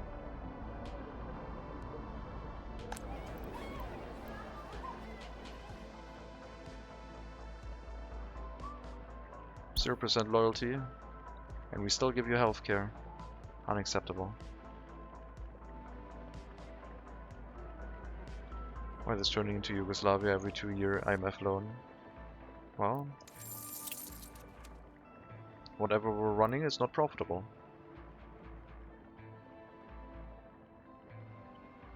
It's rough.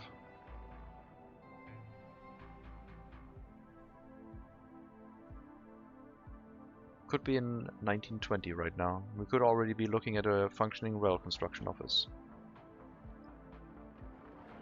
Or we could be looking at a lot more money spent for something that doesn't make us a lot of money back. Both things could have happened.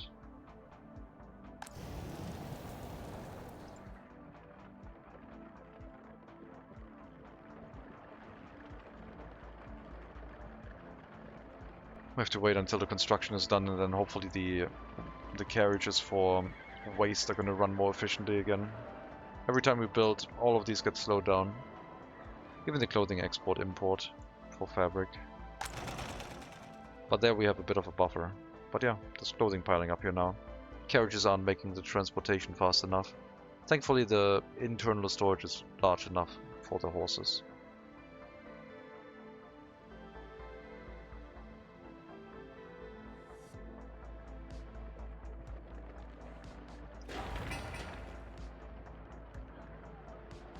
I think I'm gonna make a short stream today, only 3.5 hours. I'm gonna take a break. I want to need a break from this. Now that we're entering a new decade, finally. 1910s. The 19 teens, I guess. Population has dropped quite a bit. Down to 14, 21-year-olds without their own flat. I did allow them to move into these houses to try and alleviate some of the potential labor shortages that we might be facing. Since the houses with the regular educated citizens are running a little bit thin. At least that way we will have some people working as staff in other buildings, and the professors can focus on educating the students rather than trying to run that building too. But yeah, I'm going to take a break now. I'll rate you to someone else who's streaming Workers and Resources. I think Saddledeer started streaming. Also beginning in 1900 with some mods, and it looks like on a jungle map. So, if you want to see someone starting out with horses and some mods, horses and resources and mods, please do. Please stick around. If not, that is fine too. I'll be back later today. I'm not sure with what yet. I'm not going to make any promises. And yeah. We will see what will happen in the next decade, what vehicles we will unlock, and what modernization we can undergo to try and make this more efficient. Maybe some horseless passenger transportation, maybe some horseless resource transportation. The water and sewage transportation I guess is fine, but yeah, maybe we have to look at some things that could be a bit more efficient. We will have to see. And grow the settlement with it.